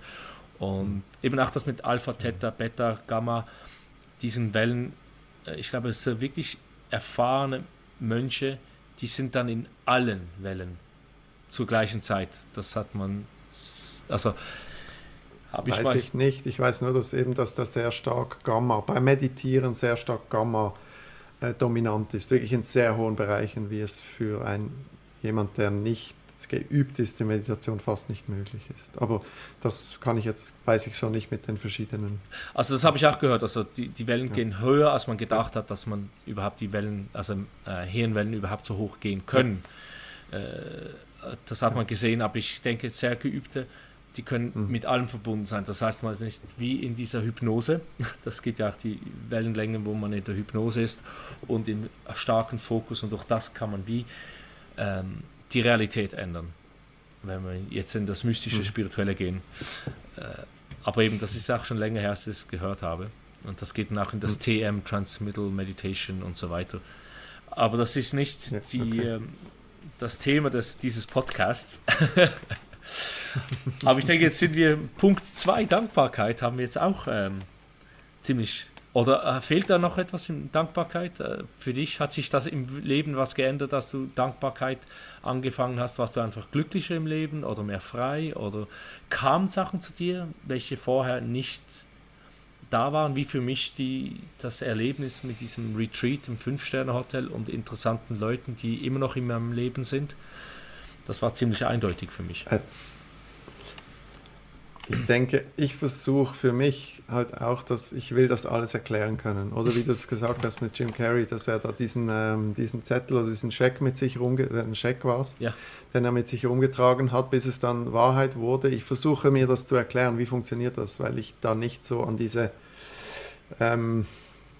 Dinge irgendwo nicht glauben kann, die ich nicht erklären kann. So ganz einfach gesagt. Nicht, dass ich jetzt einfach nicht, dass ich es verurteile oder so, überhaupt nicht. Aber ich muss es für mich irgendwo erklären. Und für mich ist die einfachste Erklärung die, dass ich durch meine Gedanken, meine Gefühle beeinflusse. Wenn ich immer wieder positiv denke, habe ich positive Gefühle. Positive Gefühle führen dazu, dass ich mich positiv verhalte. Ich mache positive Handlungen. Und diese positiven Handlungen führen wiederum zu positiven Ergebnissen. Und umgekehrt ist es natürlich auch negativ. Wenn ich negativ denke, habe ich negative Gefühle. Negative Gefühle führen zu negativen Handlungen. Negative Handlungen führen zu negativen Ergebnissen. Und das kann ich aus meinem Leben sehr stark so eigentlich unterschreiben oder bestätigen, weil ich merke halt schon, je positiver dass ich denke, desto positiver fühle ich mich, desto mehr mache ich positive Dinge. Diese führen wiederum zu positiven Ergebnissen. Das ist das Gesetz der Anziehung. Also ich finde es relativ einfach erklärbar. Ja. Auch mit den Affirmationen. Wenn ich mir jeden Tag etwas Positives sage, dann glaube ich das irgendwann und dann verhalte ich mich entsprechend. Oder auch wenn ich mich frage, was würde mein zukünftiges Wunsch-Ich, wo will ich hin, was würde der jetzt tun? Wenn ich mich jetzt schon so verhalte, wie der Mensch, der ich sein möchte, ja, dann werde ich wahrscheinlich auch eher dahin kommen. Wenn ich mich aber nicht so verhalte, ja klar komme ich nicht dahin. Und einfach nur, weil ich einen Scheck mit mir rumtrage, wird das auch nicht passieren. Also ich verhalte mich entsprechend. Der erinnert mich immer wieder an das, was ich möchte. Das löst Gefühle in mir aus. Ich tue was und das gibt dann die Ergebnisse. Und das bringt mich zur Frage, für Leute, die sagen, okay, schön, jetzt möchte ich diese Person sein. Das ist ja The 7 Habits of the 7 Highly Effective People, Covey, der mit irgendwie 75 an einem Mountainbike-Unfall starb, weil er keinen Helm trug. Mit 75 Mountainbike. In seinem Buch, ich glaube, das war eines der ersten Bücher für mich, wenn ich ehrlich bin, wo er eben sagt, denke an dein Begräbnis. Wie werden die Leute dich beschreiben? Deine Frau, deine Kinder, deine Mitarbeiter, deine Kollegen. Wie werden die beschreiben? Wie möchtest du, dass sie dich so beschreiben? An der Hand von dem kannst du dann sehen, verhalte ich mich so mit meinem Partner, mit meinen Kindern, mit meinen Eltern, mit meinen Kollegen? Bin ich diese Person oder nicht? Wie du sagst. Und man kann nicht, Genau. Viele sagen dann eben Law of Attraction, also das Gesetz der Anziehung. Wenn ich jetzt einen erfolgreichen Schauspieler oder Musiker sein möchte und ich mache jetzt, keine Ahnung, etwas komplett anderes, dann kommst du ja nicht dahin. Du wirst ja nicht eine andere Person jetzt, weil du ein erfolgreicher Musiker bist oder klar, es wird etwas verändern in deinem Leben, weil du jetzt viel Geld hast, aber als Musiker, du musst ja zuerst ein guter Musiker werden oder ein guter Schauspieler oder guter Businessman, also Geschäftsführer oder keine Ahnung, was es ist, guter Ehemann, gute Ehefrau. Wie bist du dann? Oder? Und das heißt, du musst zuerst dich da ändern. Das Joe Dispenza ist sehr stark in diesem Bereich. Become the person you want to be before you become the person. Also, oder agiere so, als wärst du die Person schon, bevor du diese Person bist. Genau. Weil sonst kannst du es nicht werden. Du darfst was tun. Du darfst was tun. Ja, weil wenn ich nur zu Hause sitze auf dem Sofa und halt mir das vorstelle, wie schön das wäre, aber nichts tue, dann wird es nicht passieren, bin ich überzeugt. Aber alleine durch die Emotionen, die diese Gedanken in mir auslösen, diese Gedanken an eine Wunschzukunft, an mein, wie möchte ich sein, auf was freue ich mich, was möchte ich, das bringt mich ins Tun, das bringt mich ins Handeln. Das sind dann die Emotionen, die uns steuern. Also ich brauche diesen Antrieb, ich brauche diese Energie, um etwas zu tun. Und wenn ich es dann tue, dann ermögliche ich es mir auch. Wenn ich es nicht tue, dann, ja. Wenn ich meine Muskeln nicht trainiere, werden sie auch nicht stärker. Ja, genau. Ja, und dann gehen wir ins Bodybuilding, das ist wieder das Creative Visualization, wo Leute dann sich visualisieren und trainieren. Also ich kenne da auch jemand, der beim Trainieren wirklich vorstellt, wie der Muskel, wo er arbeitet, sich in diese Form verändert, während er trainiert, also doppelt, also mental und das Physische. Jetzt, wenn jemand zuhört und sagt, ja, ich bin seit einem halben Jahr, seit 5 Jahren, seit 10 Jahren in diesem Funk, sagt man auf Englisch, in diesem Loch, ich weiß nicht, wo ich hin will. Ich habe keine Ahnung, was ich will. Ja, ich möchte das Leben erleben. Ja, ich möchte die Geschichte schreiben können, ein tolles Buch am Ende meines Lebens haben. Aber ich weiß nicht, wohin. Hast du da irgendeinen Tipp für Leute, die da sind? Ich finde es immer schön, wenn du so deinen Sinn und deine Werte findest. Und das, was du vorhin erwähnt hast, von Covey oder von wem auch immer das kommt, ich habe das jetzt auch schon von verschiedenen Seiten gehört, mit dieser Frage, die du dir stellst, was möchte ich, dass Menschen bei meiner Beerdigung, dass die über mich erzählen, wenn ich mein perfektes Leben gelebt hätte. Und dazu darfst du auch wieder in die Entspannung gehen und dir das mal so überlegen, wirklich dich entspannen, mal schauen, was bringt dir da dein Unterbewusstsein. Was möchte ich, wenn ich mein perfektes Leben gelebt hätte? Wer auch immer das ist, spielt ja keine Rolle, also ist komplett wertfrei. Muss jeder für sich selbst dann halt fühlen, was für ihn stimmt. Und das ändert sich ja dann mit der Zeit auch oder darf sich auch wieder ändern. Aber dann in dieses Gefühl reingehen und sich dann mal aufschreiben, was würden diese Menschen über mich erzählen? Vielleicht nur 1, 2, 3 Sätze maximal. Wie habe ich mein Leben gelebt? Und dann aus diesen Sätzen raus kannst du sehr stark so deinen Antrieb finden. Was treibt mich an? Was ist mir wichtig? Und dann habe ich so wie einen Kompass. Das heißt nicht, dass ich genau die Destination Hauptstraße 25 in mein Navigationsgerät eingeben kann, aber ich habe eine Richtung, wo ich hin möchte. Oder auch die Werte, dass ich mir mal bewusst mache, was sind denn Werte, die mir wichtig sind. Und wenn ich meine Entscheidungen, meine Handlungen mit diesem Sinn und diesen Werten überprüfe, dann fällt es mir schon viel leichter. Das spart mir Energie. Ich kann gewisse Entscheidungen einfacher fällen und dann komme ich wahrscheinlich auch eher aus dem Loch, wie du es genannt hast, auch eher raus, weil ich mich nach meinem Sinn und meinen Werten verhalte. Und dann auch eine schöne Vision noch haben von meiner Zukunft. Das muss nicht, ja, ich habe ein Haus mit so und so viel Zimmer und der Hund ist schwarz und nein, das ist ein Gefühl. Wie möchte ich mich fühlen? Klar können das auch sehr konkrete Bilder sein, aber bei gewissen sind das konkrete Bilder, bei gewissen ist es nur ein Gefühl.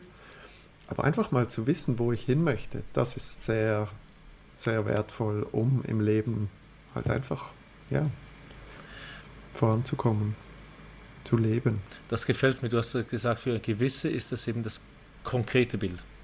Ein Haus mit 2 Stöcken, eine große Vorgarten und dann eine Terrasse Richtung Süden und Arbeitszimmer 5 und schwarze Labrador, 45 Kilo, keine Ahnung, mit einem Teich und Goldkarpfen.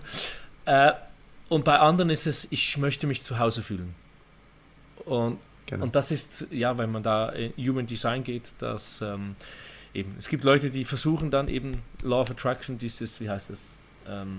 The Secret war das Buch, dann eben wirklich ganz konkret vorzustellen, was, wie, wo, eben mit allen Details und nichts passiert. Und die finden dann raus, es geht eher um das Gefühl und dann kommen die Sachen in ihr Leben. Und bei anderen ist es wirklich das Konkrete. Wenn wir jetzt nochmal bei dieser Vorstellung sind, was ist deine Praxis? Wie stellst du dir das vor? Schreibst du dir Sachen auf? Gehst du in Bücher, schneidest raus und klebst dir das auf ein Papier und hängst es in deinem Arbeitszimmer auf? Oder machst du ein PowerPoint und das schaust du dir jeden Tag an mit dem Fahrzeug, das du möchtest, der Frau, dem Körper, den Kindern, keine Ahnung, der Arbeit? Oder wie sieht das bei dir aus? Oder was für Tipps hast du für die Zuhörer? Weil es gibt so viele verschiedene, ja, ich stelle mir das vor. Oder sitzt du einfach in die Meditation, hast eine Liste, das sind die 5 Sachen, die ich mir vorstellen möchte. Viel hilft viel. Nein, ich versuche immer wieder neue Dinge aus. Ich habe auch ein Vision Board, ich habe ein Lebensfilm, wo ich da mir so auch gewisse Affirmationen zu einem kleinen Film zusammengeschnitten habe, mit schönen Bildern, die das so plus minus verkörpern, was ich da möchte oder was sich gut anfühlt. Das sind Affirmationen, es sind Visualisierungen, finde ich sehr, sehr stark. Also finde ich fast das Effizienteste. Nur schon am Morgen, wenn ich aufwache, ich mache das nicht jeden Tag, aber einfach wenn ich, kann mal sein jeden zweiten Tag, vielleicht mache ich es auch mal jeden Tag, ist egal, aber wenn ich aufwache, bevor ich aufstehe, einfach nochmal kurz, okay, die Augen vielleicht nochmal schließen oder halt zulassen und dann diese Bilder im Kopf nochmal durchgehen, sich fühlen, als wäre, das ist noch wichtig, ich möchte mich so fühlen, als wäre es schon so. Nicht ich fühle, dass ich das will, sondern ich fühle mich, als wäre ich schon da. Und halt mit diesen Bildern im Kopf, ja, ich habe es gesagt, Affirmationen, Vision Board, Lebensfilm. Was gibt es noch? Was mache ich noch? Ja, das sind so die 4. Ja, also du bist aktiv. Also du bist Ja. ein aktiver Law of Attraction Praktikant, höre ich hier. Aber, ja. Super. Aber eben, es ist nicht, dass ich da... Das Gute ist, wenn du halt ein Vision Board hast, dass du dann immer wieder mal siehst. Ich muss das nicht aktiv jeden Tag, ich muss noch mein Vision Board ansehen. Ich sehe das und dann, ja, cool. Oder ich sehe, dass ich irgendwo auf meinem Desktop diesen Lebensfilm habe und dann schaue ich mir den vielleicht noch kurz an oder eben dann habe ich die Achtsamkeit und sage mir, ich könnte eigentlich noch eine Visualisierung machen am Abend oder am Morgen oder einfach immer wieder in dieses Gefühl reingehen und das hilft dir dann auch halt eben ins Handeln zu kommen, etwas zu tun. Ja. Darum, also viel hilft viel, eben nicht übertreiben, man muss sich da nicht damit geißeln, aber ja. Ja, man muss auch noch leben dazwischen. Genau. Ich erinnere mich nur an Mike Campo Michael, der andere Michi von Ash. Ich hatte ihn, vor ein paar Jahren interviewt. Da war er noch der Chef oder CEO. Jetzt ist er runtergetreten wegen Depression. Das ist schon etwas länger her. Ich müsste mal mit ihm nochmal ein Interview haben über das Ganze. Und er hat gesagt, er hat auch ein Vision Board gemacht mit ein paar Bildern und dann eines Tages ging er in den Keller mit seiner 3-jährigen Tochter oder so und da war dieses Vision Board da. Er hat das komplett vergessen, aber er hat gesagt, 70-75% von den Sachen, die er da draufgeklebt hatte, kamen zur Realität. Das wurde alles Wirklichkeit. Ja. Und er war richtig überrascht. Aber bei ihm war es wirklich, er hat es einmal gemacht, hat sich das angeschaut, vielleicht wie lange weiß ich nicht mehr, und dann weggesetzt. Das sind dann so diese passiven Law of Attraction vom Human Design Punkt. Da gibt es die Aktiven, die müssen das mehr oder weniger jeden Tag machen, damit es zur Realität wird. Aber da haben wir das Kapitel Dankbarkeit. Wow, meine Güte, wir kommen vorwärts.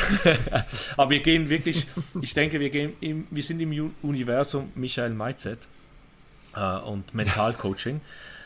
Das lebendig. Wie ist man lebendig? Was heißt das? Eben genießen, das Leben ist eine Geschichte. Genau. Bewusst.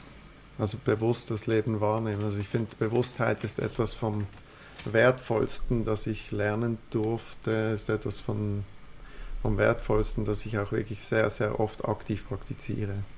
Und dann ist es auch lebendig. Das ist für mich lebendig sein. Also nicht im Autopiloten durchs Leben fliegen, sondern halt eben raus aus dem Autopiloten, manuell zu fliegen, Dinge wahrzunehmen, wie sie sind.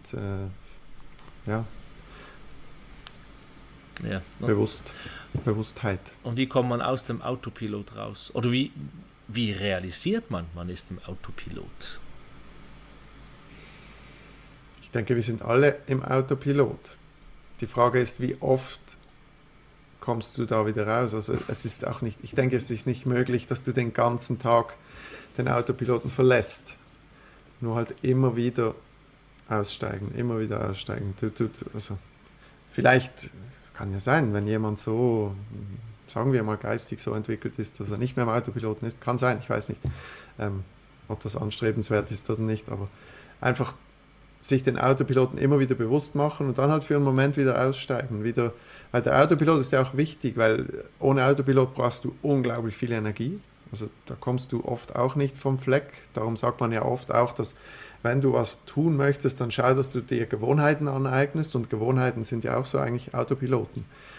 Nur schon das Denken, dass ich gewisse Dinge, gewisse Denkmuster, die in mir automatisch getriggert werden, sich die mal bewusst machen. Bewusst zu denken, bewusst dann auch zu fühlen. Aber es ist immer ein Wechsel von diesem Autopiloten zum Manuell. Ja, und dann nochmal kurz, ich denke, wir haben das etwa ein paar Mal angeschnitten, aber wie kann man dann sich bewusst werden? Aha, ja. Ui, hast du Zeit? Nein, für mich fängt es an mit der Frage, wer bin ich? Wer bin ich? Mich wirklich da mal damit auseinanderzusetzen. Und so weit zu gehen, ich denke, Menschen, die sich damit noch nicht auseinandergesetzt haben, für die ist das oft so, was spricht er da, was redet er da? Aber wirklich zu merken, ich bin nicht meine Gedanken, ich bin nicht meine Gefühle, ich bin nicht mein Ego. Und das schafft sehr viel Bewusstheit, dass du dich wirklich distanzieren kannst von deinen Mustern, von deinen zum Teil eben auch negativen Gedanken, negative Prägungen, negatives Verhalten, was nicht immer möglich ist und auch nicht immer möglich sein muss, aber halt immer wieder, wie ich gesagt habe, immer wieder aussteigen. Aber da einfach wirklich sich die Frage zu beantworten, wer bin ich? Ich bin nicht, ja eben, es kommt auf deine Hörer drauf an, aber dass ich sage, ich bin nicht Michi. Michi ist nur mein Name, den habe auch ich selbst mir nicht gegeben. Den haben mir meine Eltern gegeben. Das bin nicht ich.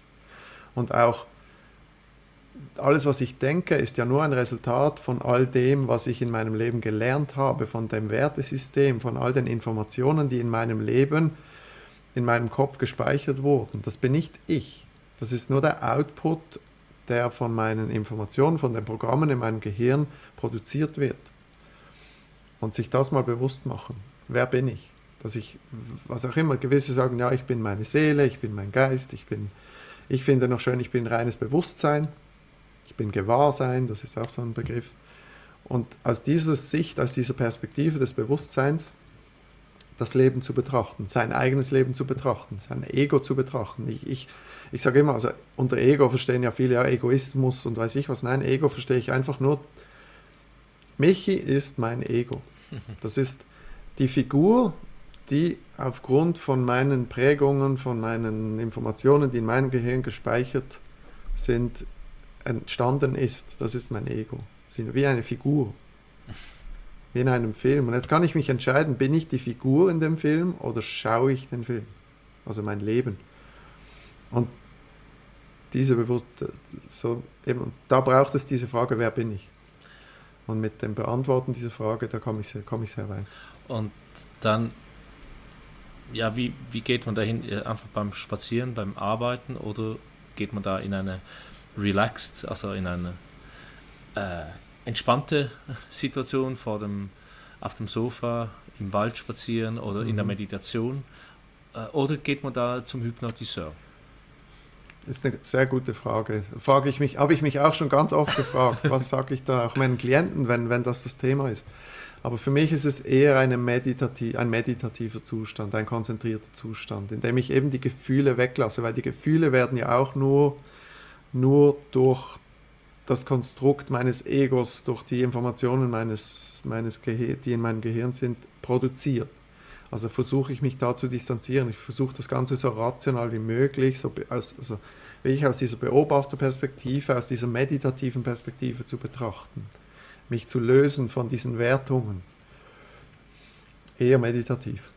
Okay. Ja, also ich setze mich hin. Ich finde es auch noch schön, wenn man zum Beispiel seinem Gehirn oder seinem Ego einen Namen gibt, um das auch besser ansprechen zu können. Oder ja, in der Regel hast du ja schon einen Namen. Die Frage ist jetzt, gebe ich meinem Ego einen neuen Namen oder sage ich halt einfach, ja, Michi ist mein Ego und ich spreche jetzt mal aus Sicht meines Bewusstseins mein Ego direkt an. Das klingt ein bisschen schizophren. Also nicht, dass man mich jetzt abholt und irgendwo einweist. Die Notnummer habe ich hier. Genau.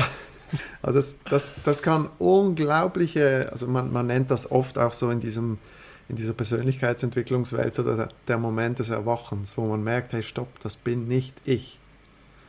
Ja. Wenn ich mich von meinem Ego trennen kann und dann wirklich mal mit seinem Ego sich unterhält. Das kann so ein Gespräch sein. Ich kann mal mein Ego ansprechen und sagen, hey, sag mir doch mal alles, was du mir sagen möchtest. Und dann höre ich meinem Ego mal zu, so wie seine Gedanken beobachten, aber wirklich die mal auffordern, also mein Gehirn mal auffordern, Gedanken zu bringen, mit denen die einfach nur wahrzunehmen, nicht darauf eingehen, nur wahrnehmen.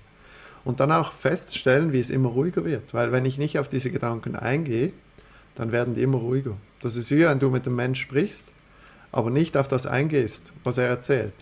Eigentlich sehr emotionslos, nur zuhörst, aber nicht. Irgendwann wird der Mensch ruhig. Also gewisse früher, andere später. Und diese Ruhe, dann festzustellen, hey, diese Stimme, das bin nicht ich, das sind nur meine Gedanken. Das ist wahnsinnig wertvoll. Ja, das bringt mich dann zu verschiedenen Geistesblitzen. Auch eine Kollegin in den Bergen, glaube ich, sie hat gesagt, es ist so schön, wenn die Gedanken plötzlich weg sind. Man hat das Gefühl, wenn die Gedanken da sind, hat man das Gefühl, man kann ja nicht durch das Leben gehen ohne Gedanken. Man muss ja überlegen, wie man jetzt die Wäsche wäscht, das Geschirr spült, das Essen kocht, all das. Aber je mehr man lernt, eben auf sich selber einzugehen und die Gedanken wie so gehen lässt, dass man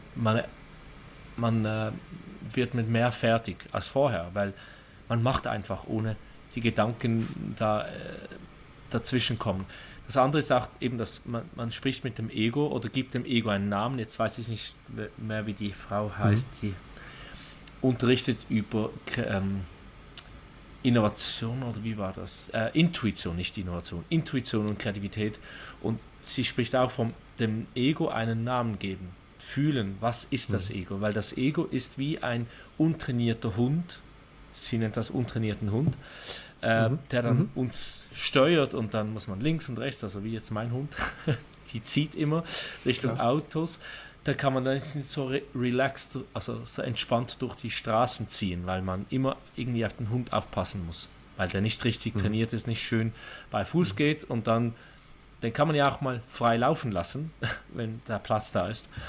Und da hat sie auch gesagt, gib einen Namen und dann sprich mit ihm und trainiere, es ist nicht etwas Schlechtes. Das Ego ist nicht schlecht. Wir brauchen das Ego in diesem Leben. Nein, gar nicht. Und, du kannst nicht überleben ohne das Ego. Also du brauchst ja überhaupt, also sonst könnten wir nicht miteinander kommunizieren. Genau. Ja, oder navigieren. Das Ego ist ja die Summe von all dem, was ich gelernt habe. Ich könnte dir nichts erzählen, wenn ich mein Ego nicht hätte. Also das Ego ist, damit bin ich überhaupt erst also kann ich überhaupt erst existieren. So. Also, ja, oder eben nicht negativ gemeint, wirklich. Ja, auch durch das Leben navigieren. Und das wird in der spirituellen Welt wird das Ego oft als etwas Negatives angesehen. Aber das ist ja dann auch wieder ein Ego-Ding. Ich bin so erleuchtet, ich bin so weit im Leben, ich bin halt so emotionell verbunden mit den Leuten und muss sagen, nein, du wählst das ist ja ein Teil von deinem Ego und das Ego hält sich da fest. Wenn du dich so stark, und da gehen wir auch wieder zurück, was wir vielleicht vor etwa 1,5 Stunden gesprochen haben, du identifizierst dich zu stark damit und da bist du nicht frei. Du bist konditioniert und sagst, ja, ich bin eine hochsensible Person oder ich bin, was auch immer. Also in der spirituellen Welt ist das Hochsensible sehr oft.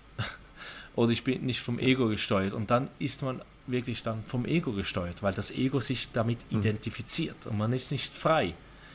Man kann dann nicht frei mit Leuten umgehen. Das heißt jetzt nicht, dass man nicht Zeit für sich braucht. Das heißt jetzt nicht, dass man vielleicht überfordert ist mit zu vielen Leuten. Das kann man navigieren. Es gibt sehr viele, die haben das gemerkt und gesagt, hey, ich konnte nicht mehr als 5 bis 10 Leute in einem Raum sein, da wurde ich kaputt, ich war müde, nach 3 Stunden musste ich nach Hause einen Tag für mich haben. Jetzt stehe ich vor 500 bis 10.000 Leuten, kein Problem. Ja.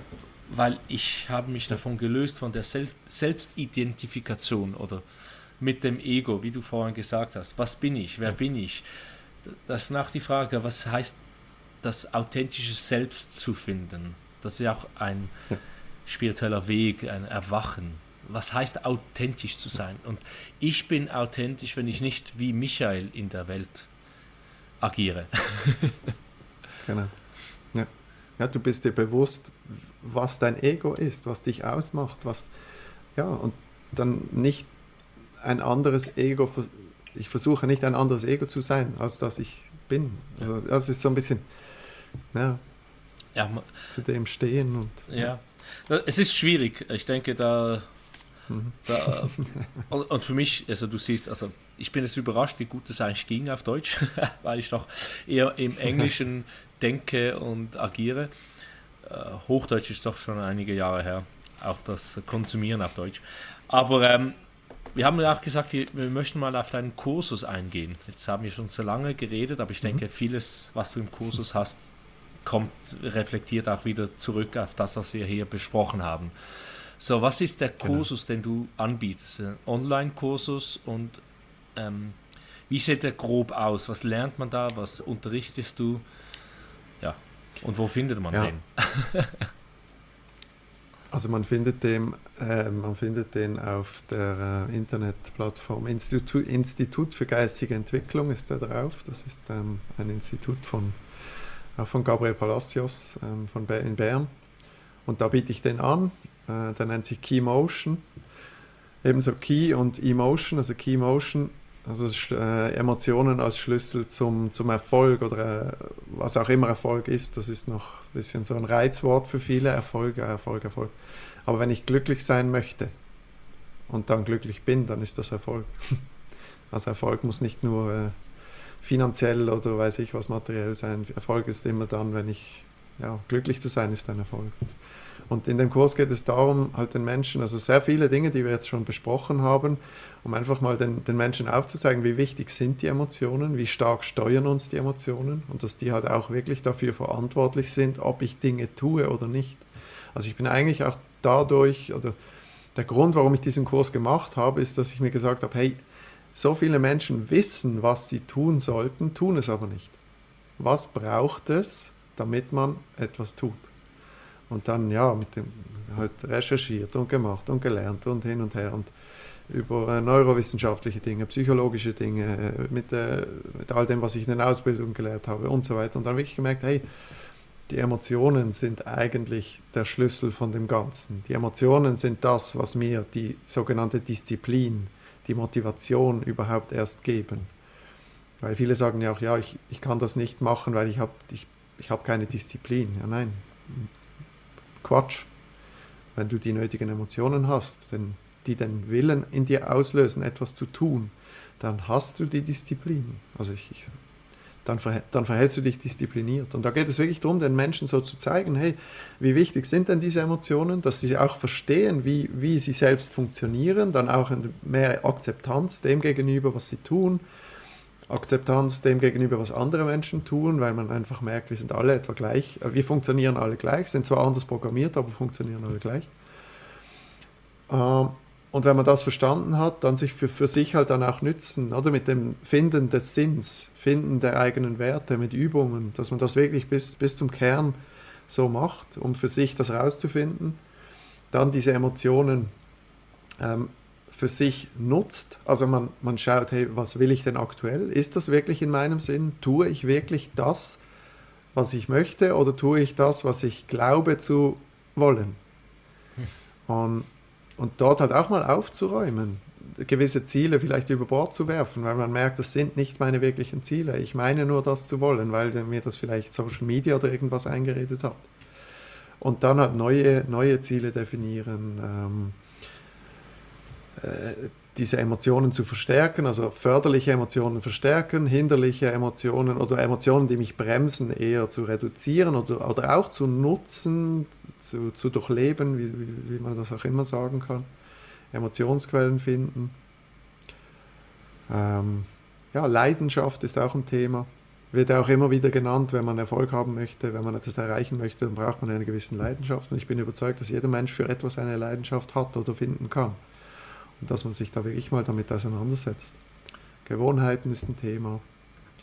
Ja, und eben halt wirklich diese Basistechniken, um überhaupt mit seinem Geist arbeiten zu können. Weg von diesen ganzen, dass man so ein bisschen sich zurechtfindet, auch in diesem Dschungel der Persönlichkeitsentwicklung, mit diesen unendlich vielen Techniken, die alle toll klingen und ihre Berechtigung haben, aber oft ist weniger mehr und mit wenigen Techniken, die deine Achtsamkeit fördern, die dein positives Denken fördern, die deine Bewusstheit fördern, Chancenbewusstheit und so weiter, damit zu arbeiten, diese wirklich zu verinnerlichen und dann halt mit den Emotionen seine Ziele zu erreichen, ein glückliches Leben führen zu dürfen. Okay, das heißt, dieser Kursus ist dann wie ist der aufgebaut? Also wie viele Elemente sind da und was machst du da? Das sind 15 Module total. Also das ist ein Online-Kurs, ja, du bekommst den Zugang und dann kannst du in deinem Tempo diesen Kurs machen. Du hast diese 15 Module, bei denen du dich durcharbeiten darfst. Ich finde es auch schön, wenn jemand sagt, hey, ich widme jetzt diesem Kurs das nächste halbe Jahr oder das nächste Jahr. Das heißt nicht, ich muss den Kurs in 2 Wochen durchackern, das macht keinen Sinn. Weil ich darf ja ins Gefühl gehen, ich darf die Dinge anwenden, ich darf Erfahrungen machen, ich darf neue Erlebnisse schaffen durch diesen Kurs, was mich dann auch nachher nachhaltig verändert, falls ich das möchte. Wenn ich gewisse Denkmuster ändern möchte, wenn ich gewisse Verhaltensmuster ändern möchte, dann darf ich dem Zeit geben. Und dann darf ich mit diesem Kurs, zum Beispiel mein nächstes halbes oder mein nächstes Jahr mich begleiten lassen und da immer wieder neue Techniken, neue Inputs, neues Wissen anwenden, neue Gefühle, wirklich viele, viele Übungen, wo ich wirklich ins Gefühl gehe, Hypnosen, Imaginationen, Meditation, dass ich da wirklich mich selbst einfach auch besser kennenlerne. Es ist eigentlich eine Reise zu mir selbst, dass ich wirklich merke, hey, was will ich, was treibt mich an, wo habe ich die Energie, um auch wirklich ins Tun zu kommen, um dran zu bleiben, um glücklich zu sein, um mich selbst so kennenzulernen, dass ich glücklich sein darf und kann. Okay, das heißt, der Kurs ist eben 15 Module und dann eingeteilt in Theorie und dann praktische Übungen, oder? Genau, das sind Videos und da erkläre ich diese verschiedenen Thematiken, diese Übungen. Es gibt noch ein Workbook dazu, das ist über 100 Seiten dann geworden. Ich dachte, ja, am Anfang war es so, ja, man macht da noch so ein bisschen Leitfaden und dann wurde es immer größer und größer. Und die Idee von dem Workbook ist eigentlich, dass ich damit mit gezielten Fragestellungen die Leute ein bisschen in die Richtung lenken kann,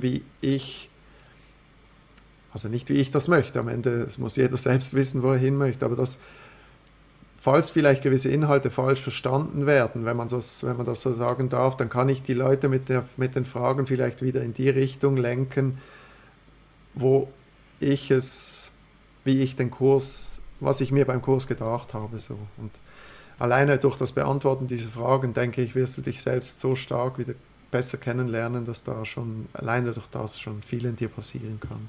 Je mehr du dich mit dir selber auseinandersetzt, dich besser kennenlernst, umso wertvoller, umso mehr gehst du in die Richtung, die für dich stimmt. Und dann funktionieren plötzlich Dinge, die vorher nicht funktioniert haben. Oder sie sind auch egal, wenn sie nicht mehr funktionieren, weil es einfach nicht deines ist. Okay. Können dann die Leute auch mit dir in Kontakt treten durch den Kurs? Klar. Oder? Okay.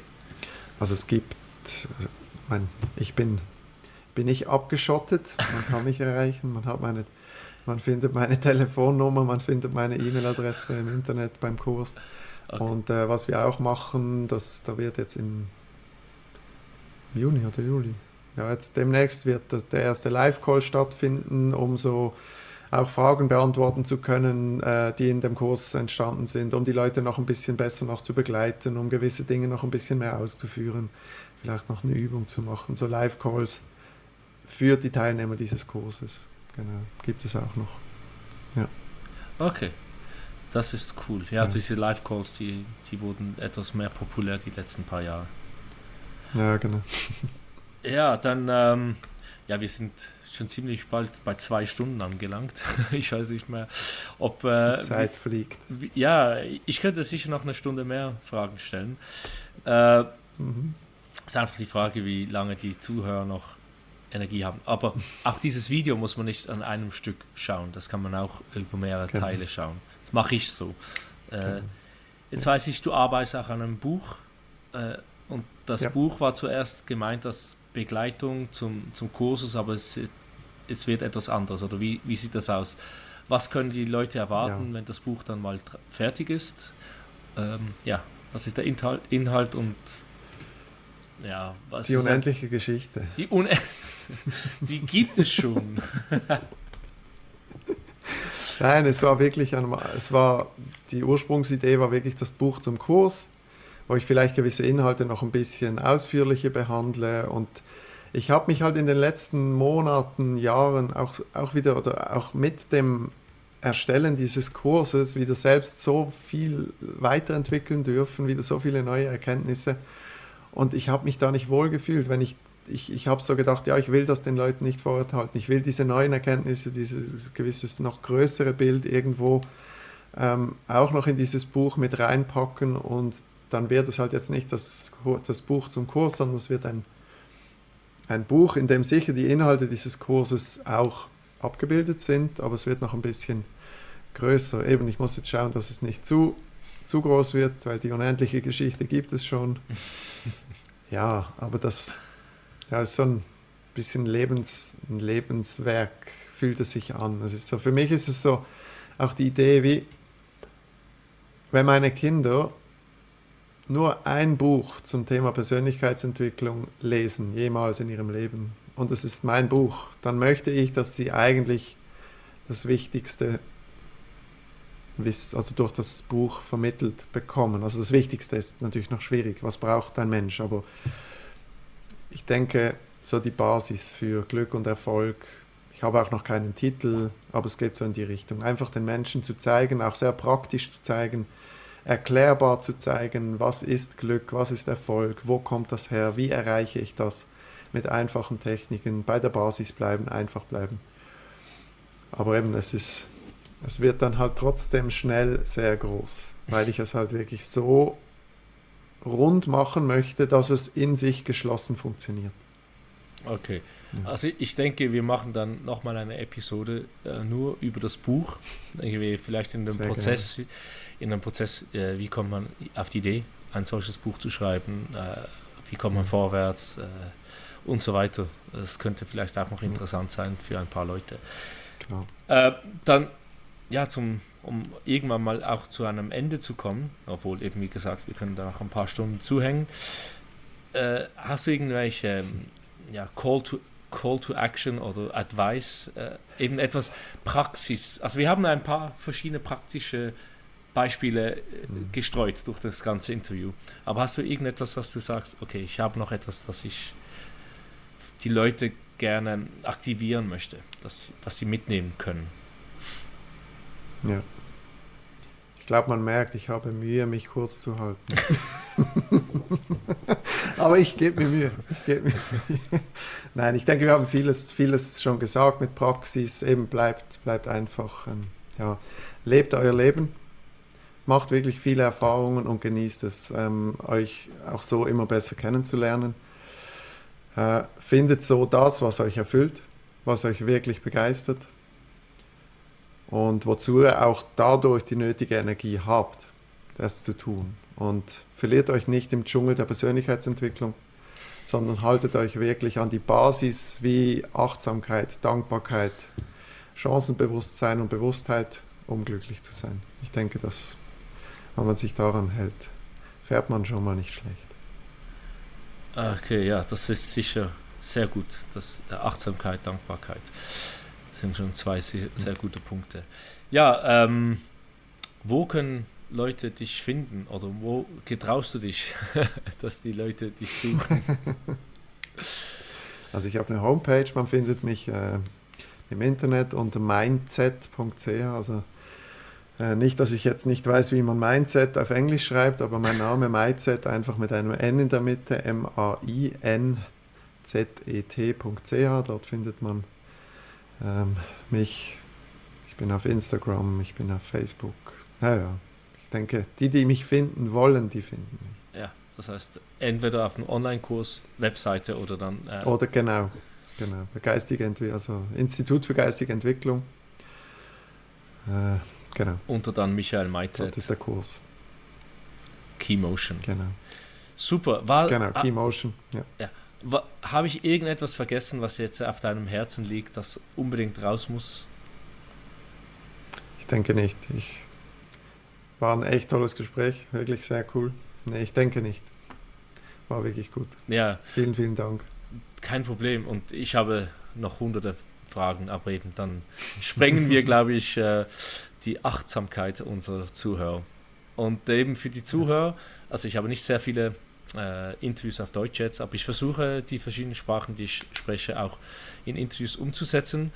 Und das heißt für alles bitte Like, Share, also ja, Thumbs up, Daumen hoch, auf Deutsch Daumen hoch und kommentiert, stellt Fragen an mich oder Michi und wir sind beide offen, dann vielleicht eine Episode zu machen mit den offenen Fragen, wo wir vielleicht tiefer gehen in das eine oder andere Gespräch oder Subjekt, Objekt, Thema, da sind wir.